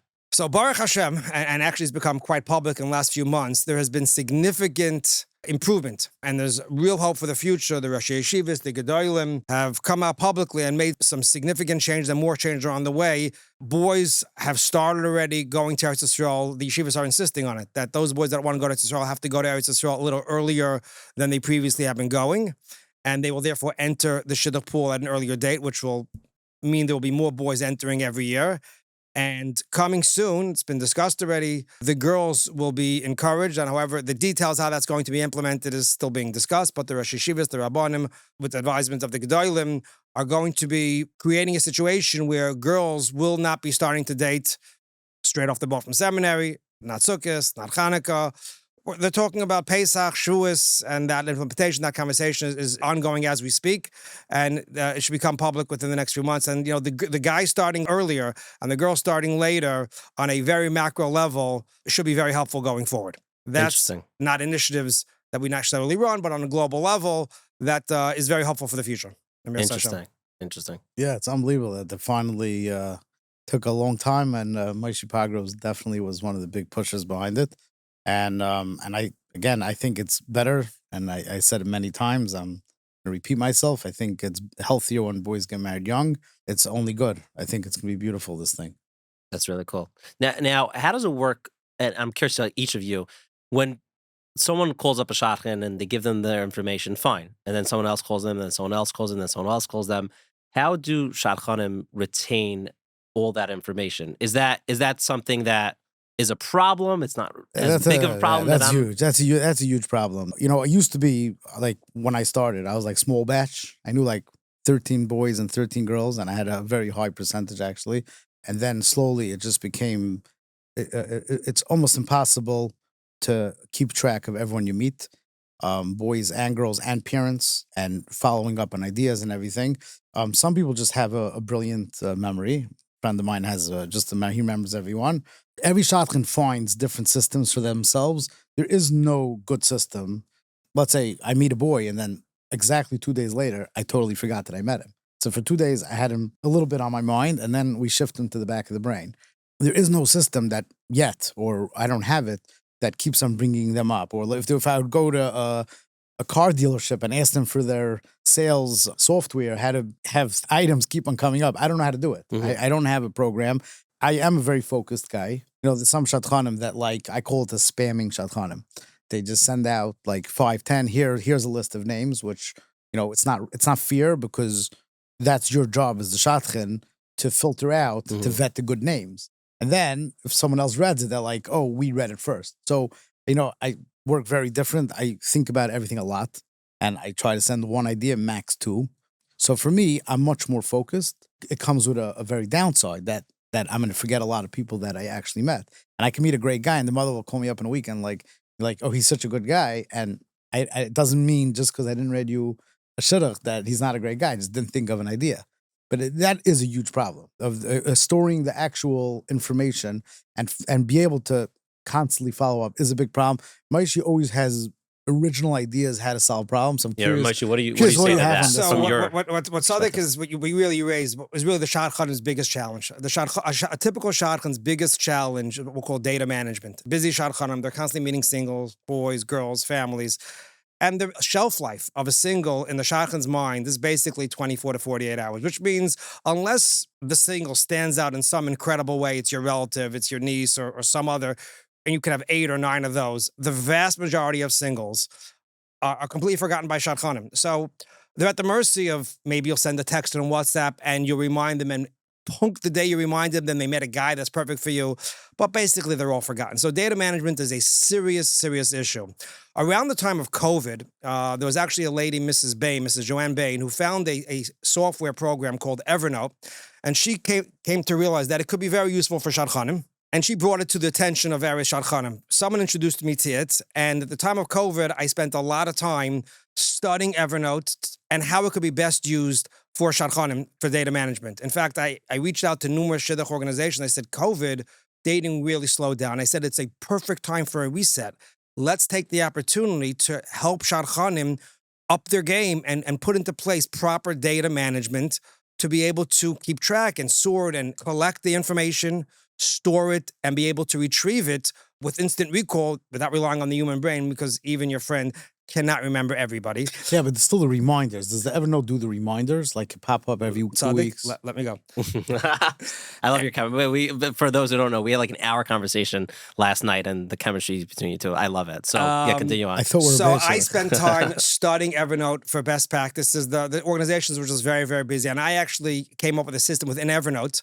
And I started teaching it to shadchanim. I wrote a tutorial on Evernote, and there are about 18 to 20 shadchanim, very busy shadchanim, who use Evernote on a daily basis, and they say it's changed their lives. There's the ability to store all the information and retrieve it. It does not create automatic reminders, but they've used it. They meet a boy, they can go into their system and plug in 2 or 3 searches, and from the 2,000 girls there, girls they never would have remembered, it pulls up 3 or 4 suggestions, and then they can look at it and they can decide which shidduch to suggest. And there are, like I said, 18 to 20 very busy shadchanim who use it very, very effectively. However, Evernote has its limitations. I cannot teach Evernote to everybody in Klal Yisrael, and there's a significant learning curve. And in addition, the downside to Evernote is there's the ongoing upkeep, which we call data entry. You go to an event, you meet 30 boys.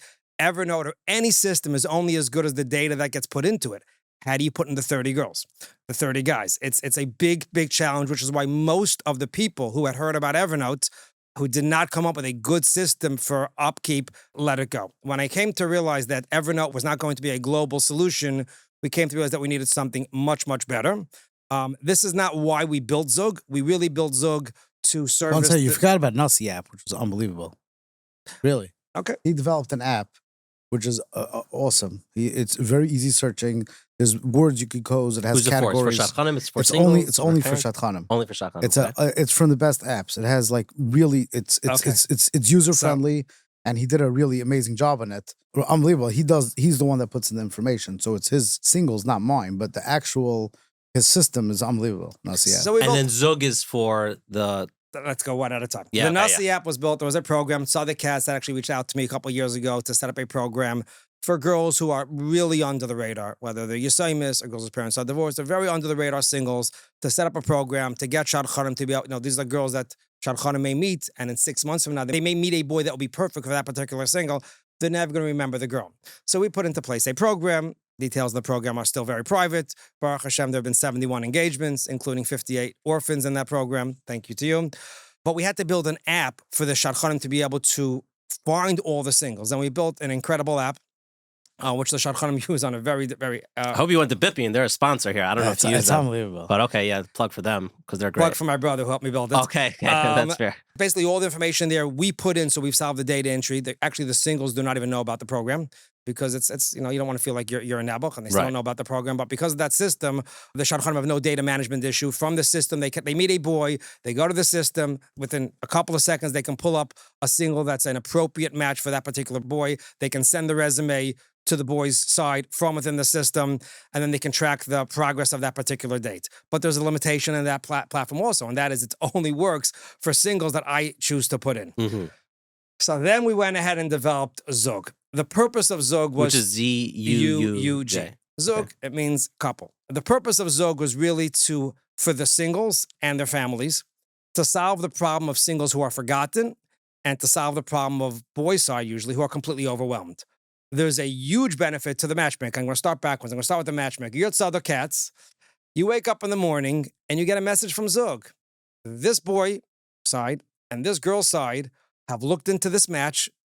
It sounds on target, preliminary. They would like to get it read, and they want you to be the shadchan. Tzadok, can you please, here's the resume, can you please read the shidduch? So the shadchan has now saved all the front-loaded work that he would have had to do to meet the single, to meet the boy. He is handed off with a hot lead from singles, boy side, girl side. They've looked into preliminarily. They would like to get it read. Can you please read it? You don't have to chase the boy side. You don't have to chase the girl side. And it tracks everything for them. So for the shadchan, this is like a gift from heaven. But they're spoon feeding us ideas. Hot leads, spoon feeding you pretty hot leads. It's unbelievable.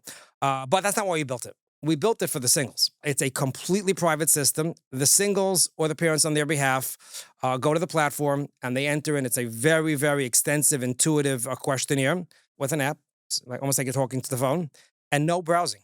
The unique characteristic of this platform that does not exist anywhere in the world, there's no browsing. Singles can't browse, Families can't browse. Shadchanim can't see anything. It's completely private to the system. It takes all the information, and then the system presents a suggestion to each side. First name, no last name, no resume, but it gives you a lot of details. Where the boy learned, which school the girl went to, where the family lives, what their plan is. And based on that information, you say, this is not for me, and you give feedback, again, private to the system. The system gets smarter. Computers are pretty smart. If you like the suggestion, you say, I would like to look into this. I would like to have a shadchan get involved so I could research it further. The boys' side and the girls' side select their shadchanim. I won't go into exactly how we figured it out, but there's never a conflict. There will always be a mutual shadchan. And when both sides want the shidduch to be properly presented by a shadchan because they're preliminary interested, the shadchan is notified. So here you have a system that doesn't care if the girl's wealthy, doesn't care if the boy went to which yeshiva, doesn't care if the boy is this or that. If the boy's information and the girl's information is a match, and the system is very, very smart, it makes a suggestion. The boys don't get 50 resumes from a shadchan who's spamming. You get 1 or 2 ideas at a time, maximum 6 a month, and the ideas are very, very on target. The singles and families have been telling us that they're shocked. Even the people who decline ideas. I recently had a user reach out to me and say, I was read a shidduch. I actually went out with this guy. It's a great idea. I said no because I could figure out who it was. I went out with him 5 times. But the young woman was shocked at how on target the system was. Wow.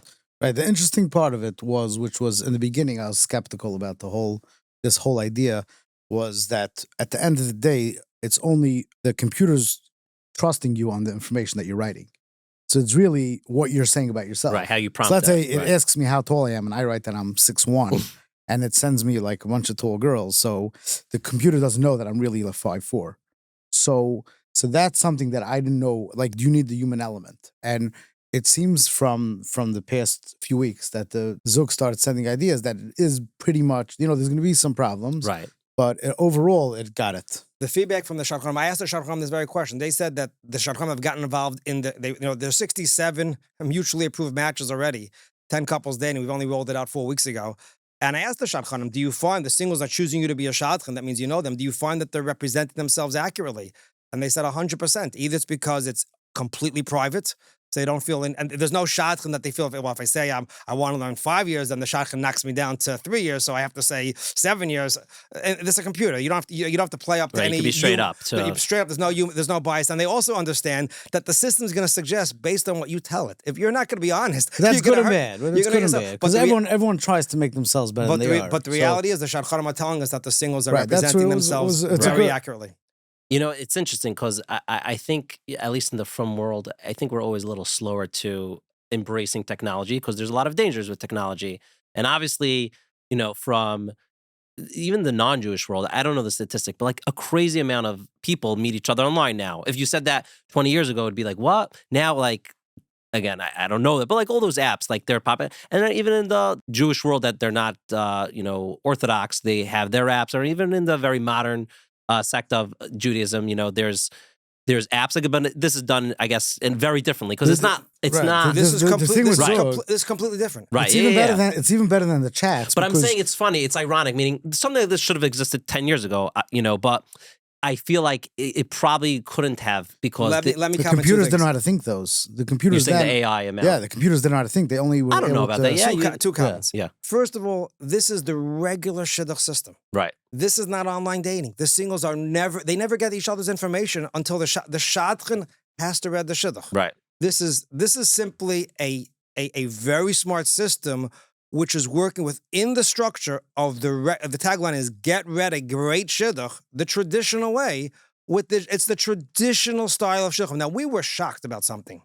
We thought when we rolled it out, the initial audience, because it's technology and the yeshiva doesn't like technology. So you get a lot of pushback. We thought pushback. Right. We thought it was going to be for older singles, Baalei Tshuva, and 8 months from now, and therefore it could start on an app.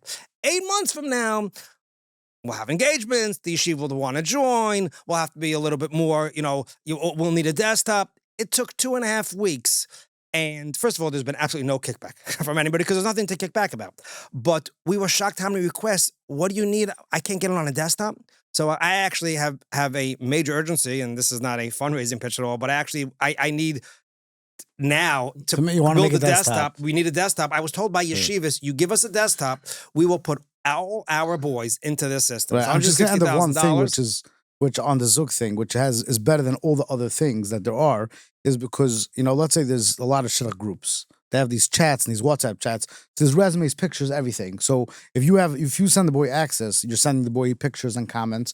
Over here, you're going in. I have no information on my thing. I get an email that Yaakov is picked for Rivka. So it's not like I'm browsing pictures. So on a certain way, even though it's a high technology, but it's saving the actual pitfalls of all these shidduch groups, which I think are very bad. Because everything just gets spammed out and every girl's picture gets out and it's not as secretive as it should be. I think we're done with Zug. Can I just tell people where they can find it? Yeah, we'll have a link. Yeah, Okay. yeah, but where could they find it?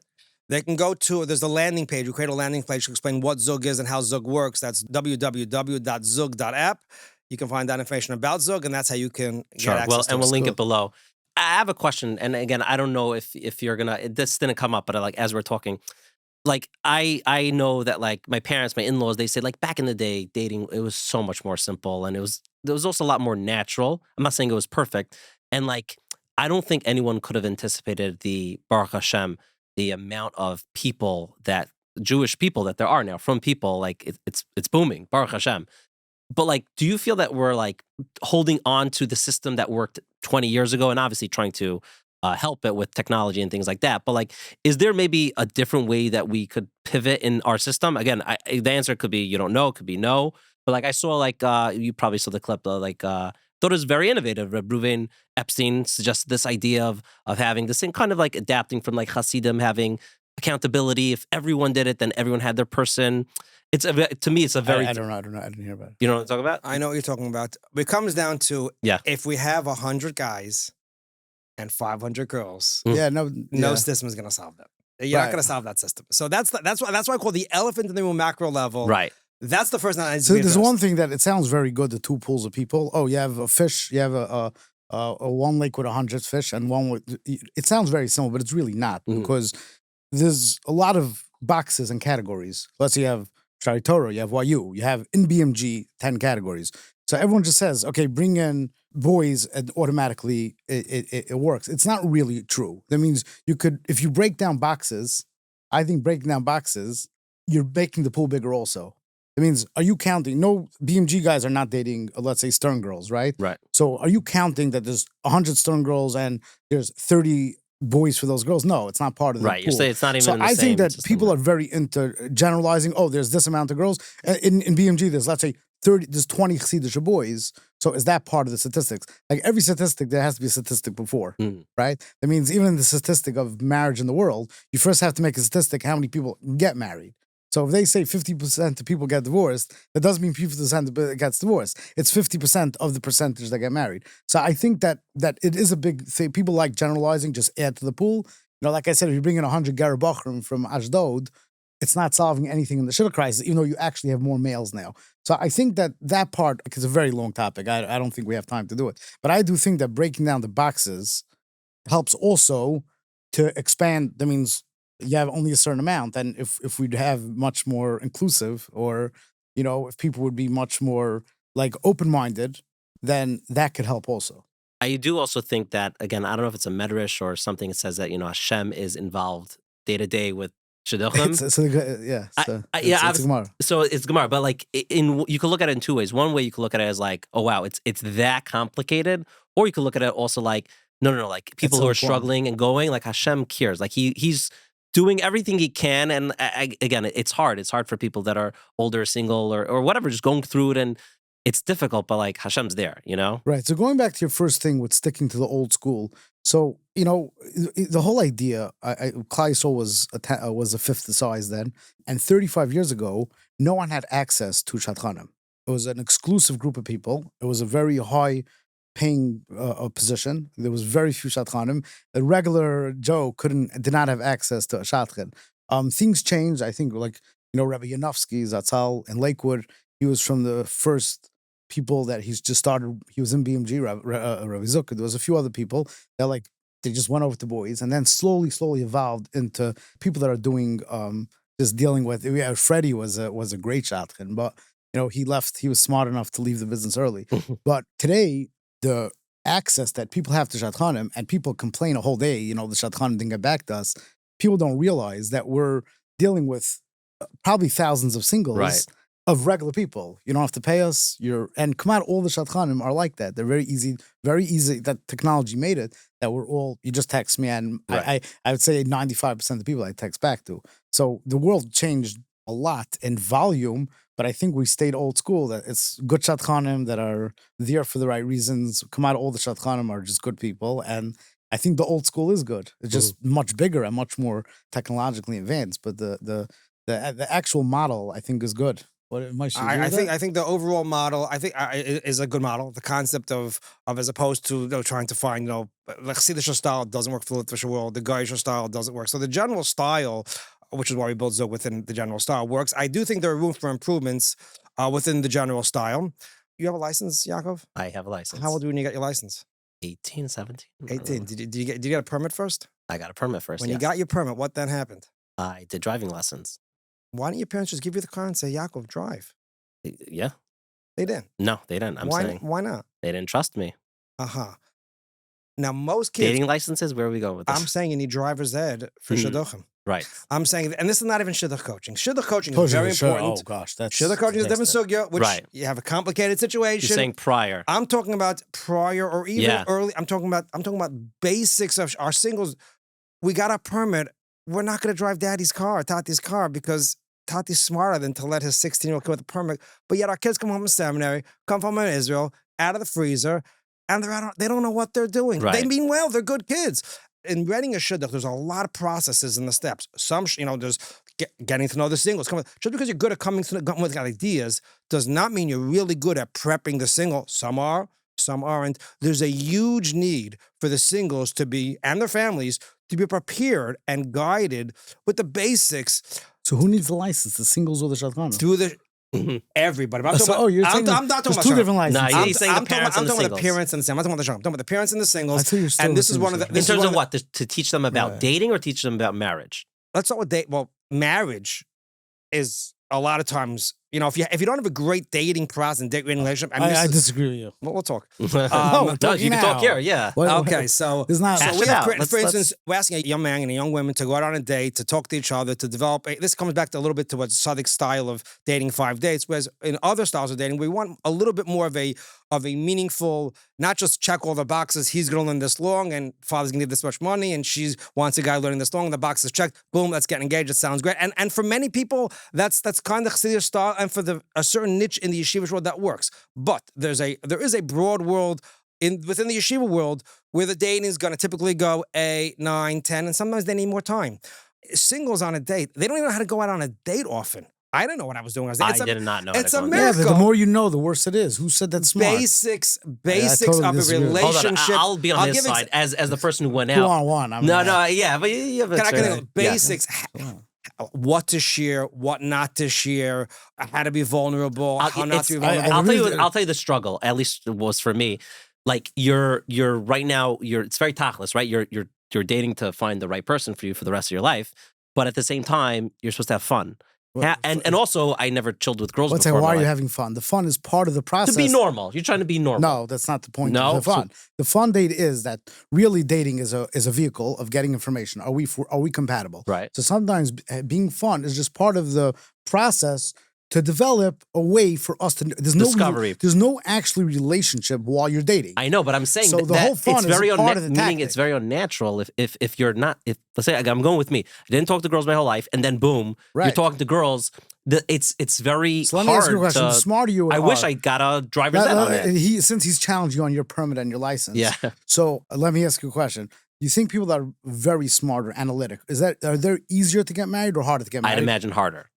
Wow, excellent. True. So therefore, 1 second. So I'll give you people another think- muscle though. If we were trying to play baseball, the guy who practices playing baseball is going to be better. Right. So the why guy, is your muscle? So then, no, so I'll tell you why. So according to you, the person that dated 100 girls should have an easier chance of getting married. But it's not like that. no. So the better you are dating. Okay, I have my famous cliche. I have to say it. Yeah, sure. Good daters are bad spouses.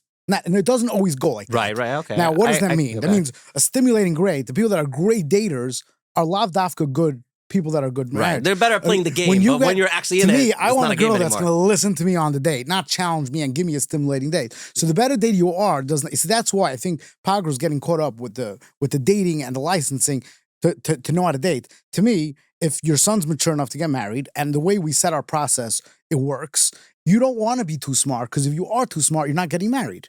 That's why, that's why if you learn Gemara and everything, it says you shouldn't get married after 25. Now, why? If you look it up, you Google what age does the brain get developed, is the final stage is 25. Once you get over smart and you have an analytic brain, you sit down and you're like, is it worth it to get married? So young and dumb, it sounds like a cute word, but it's true. So if you teach a girl, there's a Shadchan lady in Lakewood, which I think she's destroying a lot of people. She meets boys and she tells them exactly what they're looking for. And they come in, and we all know her recipe. They'll come in and say, oh, I need emotionally, the guy who doesn't know what these words mean, and they're being taught what to look for. So according to the way Pogrow is saying it, you're making them much more knowledgeable. Is that smart? I don't think it's smart. Good daters doesn't mean that you're going to be a bad spouse. It's a point. If someone, let's say we give people a year course in being a good dater, what do you think the end result is? I think we're going to have much less marriages. So on Moshe Pogrow's point of teaching kids about life a little, so I think there's some good to it and there's some not good to it. Mhm. I think the more you know, it's harder to get married. Right. And that's just my feeling. Moshe, If Moshe disagrees, what's your response? Very interesting to hear the other view. I think Tzadok is certainly correct that experienced daters, professional daters, guys that have gone out with 150 girls are very hard to get married. This is part of the challenge of older singles.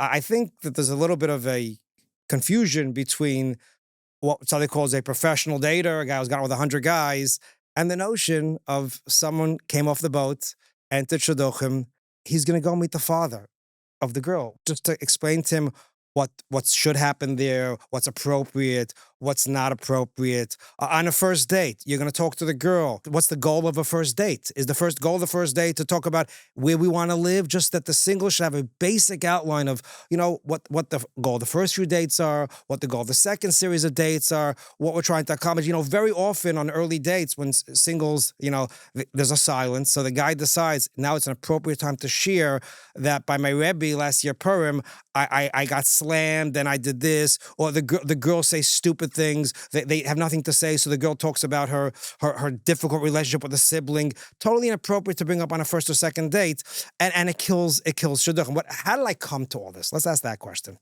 We have this program we spoke about earlier for the girls that are, let's say, under the radar. Now, if a boy or girl has a lot of dating opportunities and they mess up on the first couple of chances, they'll get other chances. But let's say you take a single that gets a dating opportunity once every 2 years.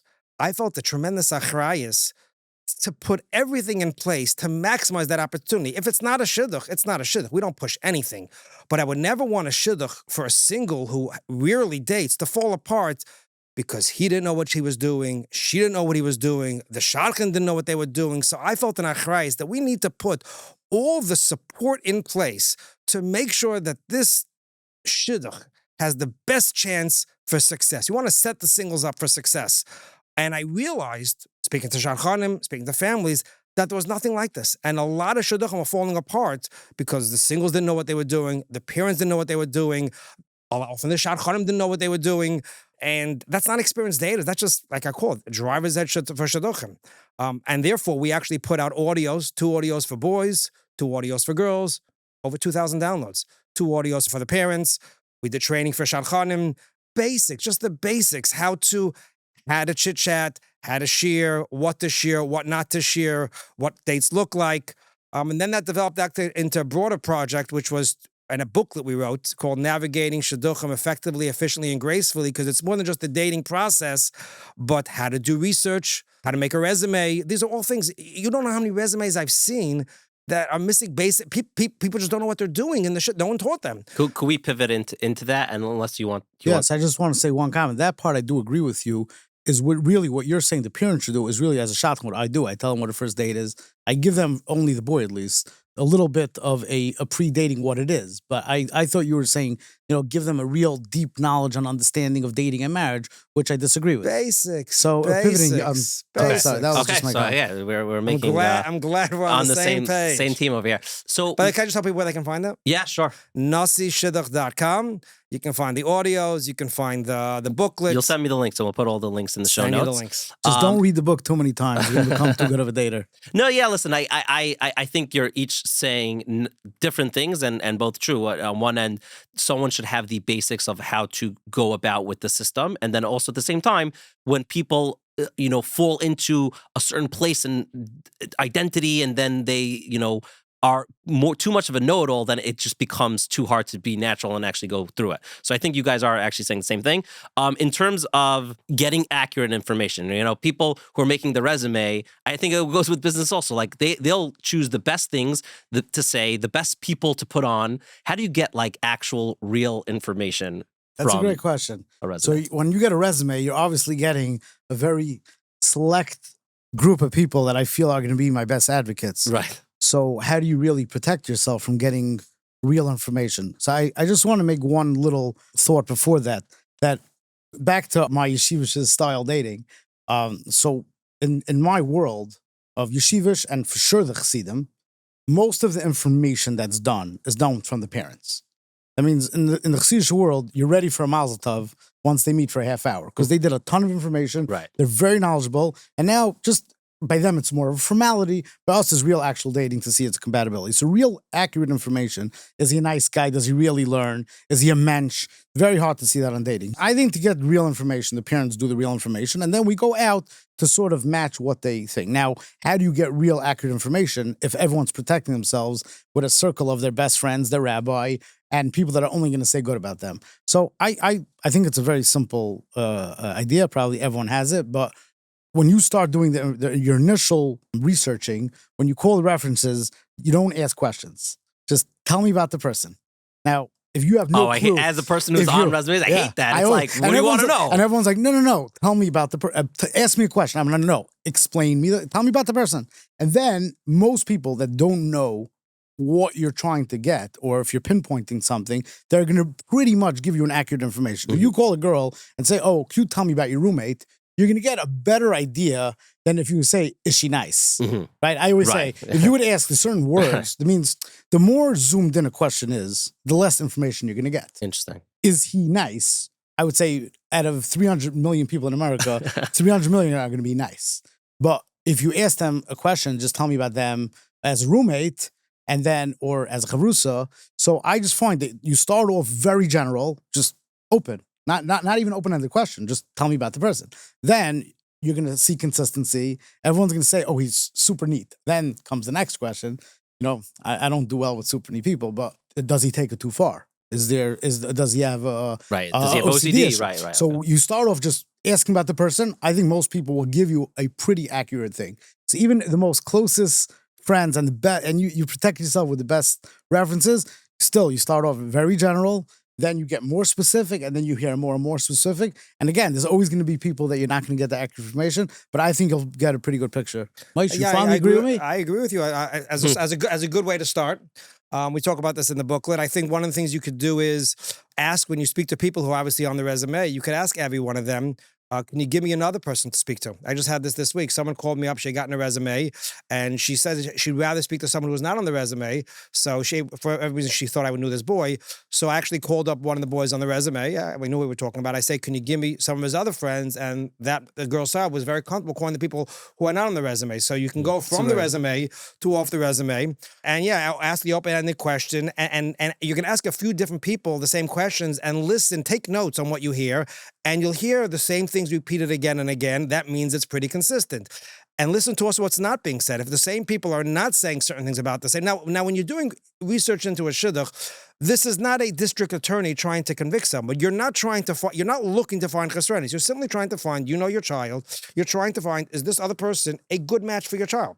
You're not looking to hire an employee. You're not looking to hire a magid shir. You're trying to find what your child needs. You know what your child is. You know what your child is. You want to find this information. Is this person a good match? So you're not out to get anybody. You're trying to learn about that person. It's really before dating. It's what dating is really about, learning about the person and letting the person learn about you is in the research. You want to try to learn about the person you're looking into. So you can ask open-ended questions, take notes, prepare for the call ahead of time, and you can ask references for other references. Yeah, I agree. For my kids' shidduchim, I always try to find at least one or two friends of the family and one or two references of the boy that are not on. One other point to add, rightfully or wrongfully, know that when you speak to a reference, some portion of your conversation may very well get back to the person. Now, whether it's right or wrong, I'm not going into, but it may. At the very least, the fact that they got a phone call. So if I'm going to call Yaakov about his roommate, I want Yaakov to think that I'm a nice guy. I'm a pleasant person to be with. Thank you so much for helping me. Because Yaakov's going to go tell his roommate, I got a phone call. Even if he doesn't discuss the details of the conversation, which is the issue, I got a phone call about you. Such a nice person. They were so warm. They were so friendly. So now the person I called about knows that they got a phone call from someone who's so warm, so friendly, as opposed to I got a phone call from a tiger. From a district attorney. Right. Now, when I make phone calls, you should know about, for my own kids in shidduchim, the first thing I say to the person, I say, listen, this is early on. I don't know if they're even going to go out, but can I ask a favor that whatever we discuss stays between us? Okay. Because That's fair. if it goes back to them, if they don't go out, nish gefährlich. If they go out and they don't get married, nish gefährlich. But if they go out and do get married and the other party knows what we discussed, that may be very uncomfortable. Mm-hmm. So please do me a favor. Whatever we discuss, just keep between us. And when I preface the research with that, they may tell the person they got a phone call, hopefully from a nice person, but what I asked and why I asked, usually and people respect that. That's right. fair. So the real downside of the people that follow, I've had many, many dates that didn't go out because someone decided to offer the person the information that with questions that I actually asked them. Now, going back to, let's say I find out that the boy is very neat. And then when I call one of the boys, I ask something super specific about his neatness. Now, he doesn't know why I'm asking such a super question. And they call up, they're like, this father is petty. He's very shallow. Stay away from the guy. He's probably a control freak. And I had many times, there was a family that people were saying that they're very stingy people. And this was a real story. And the mother was very worried about it. And she asked questions that sounded shallow to the uninformed ear.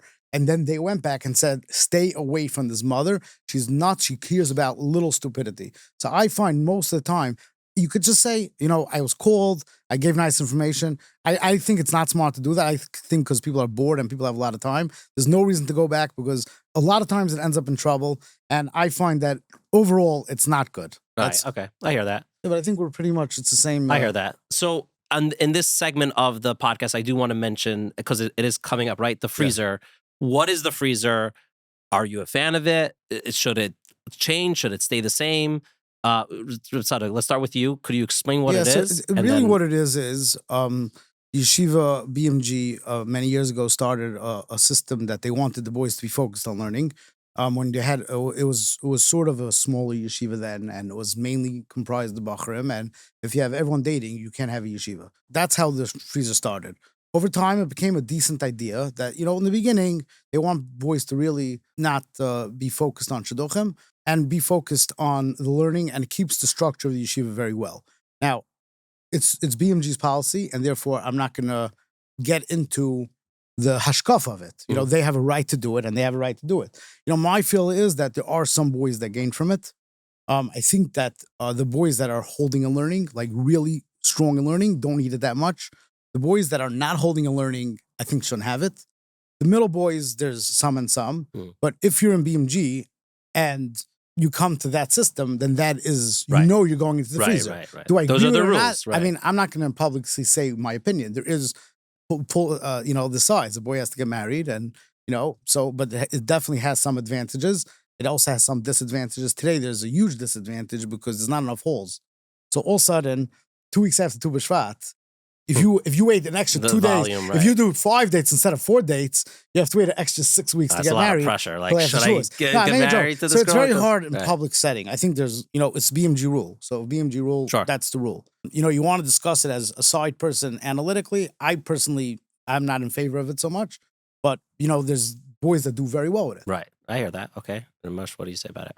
It's a yeshiva rule. There's nothing really I can say whether I like it. I mean, statistically, would you say that is actually helping the system? Or if you want to know if I had the power to do whatever I wanted with the freezer, what would I do in relation to the global shidduch scene? I'll tell you what I would do. What I actually was matzia, and I understand why the yeshiva has a right not to do it. And it's not. Let me clarify. BMG is a yeshiva, and their achrayus, I guess, is to Is the the yeshiva. learning. Their Right, for achrayus sure. is not. Now, again, this is way above my pay grade, and Gedol Yisrael and Rosh Yeshivas, they always have to do things for Clearly, the yeshiva. they're keeping it, and this is the system. That's Right, fine. it's not changing. We're That's just good. talking about Just it. talking about it. So I actually presented what I thought was actually a brilliant plan, and that was that guys going into the freezer, if they didn't want to date when they went into the freezer, it's a pretty long freezer. You know, these guys are really ready to date when they get to BMG, and they're really held back from dating. So I said, let's leverage the freezer, right? We want to get the newly dating guys to go with the girls that are over 21. So I said, some variation of either no freezer or get out of the freezer 6 weeks early Hanukkah if time. you date a girl who's over 21. So 1,300 guys a year have a decision to make. Do you want to stay in the freezer till the end? Or maybe a month and a half before the end of the freezer, there'll be a 21-year-old that will actually meet your criteria. Now, when speaking to shadchanim, of those 30, I was told that of the 1,300 boys, 1,188, maybe 1,189, would certainly find 21-year-old girls today. What we'll have, if it is that instead of all these boys coming out Rosh Chodesh Shvat, Tu B'Shvat, officially Rosh Chodesh Adar, and dating the girls that are straight out away from seminary, they'll be dating girls that are over 21, 22. And that would have a tremendous impact in twofold. First of all, it would give so many more dates to girls that are 21, 22, 23. Additionally, the shadchanim, knowing that when this opens up, we're going to read them to the 21, 22-year-olds, those shadchanim are not going to be busy getting to know all the 19-year-olds. They're going to stay focused on the 21-year-olds because I have 1,100 guys every year who want to date 21, 22. So this is theoretically a brilliant plan. But I don't run the yeshiva. They don't have to, do my plans. And if they don't want to do it, again, I want to be clear. It's not my place, B'chlal, to come. This is just a conversation. Sure. Shmuzerai. 100%. That's her. Right. People listening, it's this entire conversation. There's multiple parts to it and different people from different worlds. And the goal of this show is to give people chizuk, inspiration for the nation. And in this kind of episode, it's not a kind of episode where we're really going through someone's story of how they became a ger, or something like that. But what chizuk, what advice could you give to the world, whether it's parents who have singles and they're going through the process, or whether it's singles going through the process, or other shadchanim going through being a shadchan? Yeah, we also need some of What that. advice would you give to everyone? It's the basic advice is, first of all, tefillah, right? Al zois yispal kol chassid be'es mitzvah. It says you're supposed to daven for that your shidduch should come easy and on time. Real betachin, like the way the Chazon Ish explains, that it's not like, people believe that betachin is that, it could go good or bad. I believe that Hashem he's going to pick the right one. The Chazon Ish very deeply explains betachin really means that there's no such thing as mikra, as just happening. Every single thing that's done in the world is for a reason. So if, let's say, unfortunately, your son or your daughter are not married yet, you have to know that it's not coincidence. God's running the world. Now, again, people are bali bechira. You have choice in your life. So if someone keeps on saying no to everyone, you can't blame it on Hashem. So obviously, there's a very hard, fine line, which is not even, there's steers in the psukim and in the gemaras and in midrashim and everything. Basher and hishtadlus, which is almost impossible to do. It'll take about 10 hours to do that. So just the basic chizuk is davening, doing your hishtadlus. Don't go crazy about your hishtadlus. Don't overdo it. I find overdoing it usually backfires. There's a good friend of mine, and I think Moshe knows him also. His name is Moshe Hobner. Okay, he's a great guy. He's actually putting out a crazy, huge project now, which might be the biggest projects in a couple of years. Some type of Haggadah. But he once said years ago, it's this week's parsha. So he says, when did the first two shidduchim crisis happen? Was Kol Haben. They threw in all the babies, all the male babies. Okay, can you imagine all of a sudden, no more males? When it came to Chayshach, it says 4/5 of Klal Yisrael died. Now, who died? So it says the people that didn't believe in Yitzias Mitzrayim. It says, B'schus nashim tzidkaniyos, nigalu aviseinu Mitzrayim. That because of their emunah that they had, so he says very simple. He goes, all of a sudden you had 80% of men died. So you had 80% of all of a sudden girls, and the Targum Yerushalmi says that every man married 4 more ladies, and they walked out. Chamushim Olu means every guy went out with 5 families. But he said that the betachin of the ladies by Yitzias Mitzrayim, even though there was a massive shortage of men, pushed them through the Golus. And Anu Nigal, then we say by on Pesach that we were Nigal from Mitzrayim because of the bitachon of the ladies. It says that the geula that we're looking for is very similar to the way it was in Mitzrayim. He says the schus that the bitachon, that the ladies and the girls, they keep strong, and that could be the ultimate push for the geula. Oh, man. You know, Moshe, right? Chizuk. It's painful. It's painful. I'm not going to sit here and claim to have, there are different stages in shidduchim. There are the people that are coming in now and just starting out and, having a little difficulty, and that's one parsha. And then there are older singles, 30, 35, 40. It's painful. What I could say is that there are people who care. There are people that are working hard, coming up with improvements, if not wholesale solutions. Going forward, there is real hope for the future, and that should make a big difference going forward. The Yeshivish, the Rabbanim, shadchanim, a lot of projects. It's painful. I do think some of the platforms we've done will hopefully, there's a reason why we've put the time and effort and energy and money. The Zug project is close to $1 million project without any single funder. It's because we want to really make a difference and help the people, help the singles. I also think that the singles and the family should avail themselves to be better prepared through the process. The better prepared you are, not overly prepared, but the better prepared for the process, hopefully will provide you for a smoother trip through the process, and hopefully it won't be too long. And yes, tefillah, there's nothing to talk about that. At the end of the day, ha'ikar with tefillah.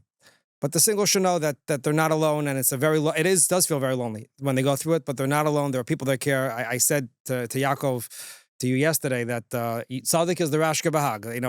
The concept of shadchanim really putting in their effort for the singles who are under the radar.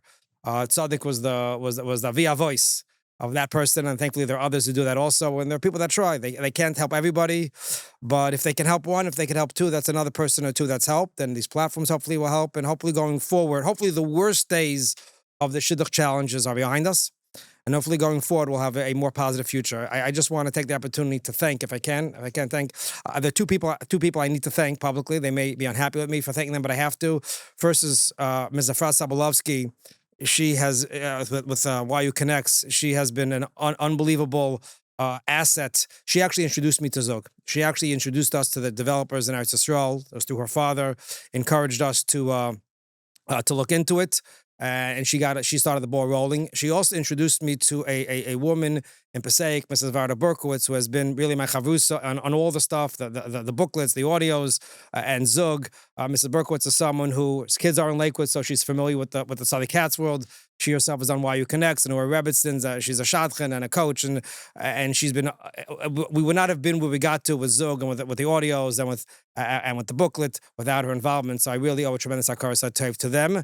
And then, of course, to the shadchanim, with the shadchanim I'm not a shadchan, I don't deal with the work of the shadchanim. We have given out huge sums of money over the years on the various platforms to shadchanim because we want to support and encourage their work. But my hat goes off to the shadchanim like Tzadok and the other ones. But I want to be clear. People think there are not enough shadchanim and klai. So that's not necessarily a correct statement. We have so many people that are reading shidduchim. But what we really need is more shadchanim like Tzadok Katz than the other ones that are working on the harder singles, the ones that are not, shadchanim that are going to send, 30 resumes to everybody and spam resumes, in our rental car program, which is not to discuss now, 1,000 people have sent in shidduchim. So there are plenty of people out there writing shidduchim. We need more good shadchanim who are working on the harder singles. And Baruch Hashem, that is happening and hopefully will continue to happen. Yes, I just want to end off one thing, nothing to what you said. So first of all, I'm my son Shmuel David Katz. So we started a few months ago. We tried to do a chizuk thing every week, like 15 minutes of real in-depth Gemaras and Midrashim. And then he went there to Yisrael. I stopped it. That was like something that was really picking up. It was people giving not just like everything's going to be good. It was like people that want to really have a deep understanding. I went through Midrashim and Chazon Ish's view. So that's something that I think maybe you could start it. Have like a chizuk a real chizuk for shidduchim. There's one thing that I missed that I really wanted to discuss. I'm going to say it in real short. Dating coaching is very important today. People, especially in my world and other worlds, that the singles need help dating coaching. But we live in an era of pop-up. Pop-up this, pop-up that. People that really, you could be the best therapist in the world and you could be a horrible dating coach because To be a dating coach, you have to know shidduchim. You have to make shidduchim. You have to close shidduchim. You can't just say, I took a course by a lady, and for between an hour and 3 hours, you're going to mess up 7 out of 10 times. For like, I saw the mess ups. Like, oh, be upfront and say, and the guy on the first date puts out all his dirty laundry, or not understanding different cultures, and they'll say, oh, you have to tell the girl that you love her, and in our system, like that's like a no. So I just think I'm throwing it in, and you didn't ask it to me, but to me, it's very important to find someone that's in your culture. And when Moshe Pogrow was talking about getting a license, I think you need a real license to be a dating coach. But I do think you have to do not go to a dating coach that was not previously a shadchan. That's just my ending. Just to second that notion, do your research on your coaches. Not nowadays we did encourage that kind of coaching. It's helpful for the singles, but not everybody's a great coach. Just like not everybody's a great doctor, not everybody's a great anything. Do your research on the NasiShidduch.com. We actually put a list of, they're not the only ones, but people that I feel comfortable from firsthand feedback that these are really good coaches that you can rely on, you can trust, and from all different segments of Klal Yisrael. I think I'm gonna check it out to see who you approve of. You could check it out, but yeah, definitely do your research. Not every shadchan. Nowadays every shadchan thinks they're a great coach. Some are, many aren't. So just it's buyer beware. Do your research. Make sure that you're finding someone who understands you, understands the society you're in. But certainly avail yourself of it appropriately. If you watched this whole episode, thank you. Say the word wow in the comments. We are dying to know if you agree, disagree. Please be respectful and don't be mean, but please let us know in the YouTube or Spotify comments what you believe. Maybe you agree with one of the voices here. Maybe you strongly disagree. Maybe there's something very important that we missed. We probably missed a lot of things. Let us know. And I don't know who you are. Maybe you're someone who's been dating for 20 years. Maybe you just started dating. Maybe your kids are dating. Maybe you didn't even think about dating. We want to hear from you. And we're so open to continuing this conversation. At Living L'Chaim, we're all about trying to understand what you want to hear and conversations that you are having at your Shabbos table. We want to bring it to light and add some value to bring the information that you're looking for to your ears. I want to remind you, all the guests have awesome links to their organizations, podcasts, apps. Please take a moment to check them out. They're all great, and there's likely something for you. We're going to link that below. And of course, be sure to check out our wonderful sponsors, Twillery for the best men's clothing, Bitbeam for the best custom software, the OU's really well-researched report, and of course, the Happiness Challenge. Legit, go try it. And I want to finish off with this. I know it's hard. The waiting, the searching, the hoping, it's exhausting. You put yourself out there time and time again, and sometimes it feels like the right one just isn't coming. And if you're a parent watching your child go through this, that's its own kind of heartache. But here's what I want you to remember. You're not alone, and you're not forgotten. Every challenge, every disappointment, every moment that feels like a setback, it's all leading you somewhere. Hashem has a plan, and just because you can't see it right now, it doesn't mean it's not unfolding. The right person for you exists, and when the time is right, it will happen. So keep your chin up, don't give up, keep showing up, keep believing, because when it finally happens, when you meet the person who's meant for you all along, you'll see that every struggle was worth it. Remember, inspiration's everywhere. Living L'Chaim.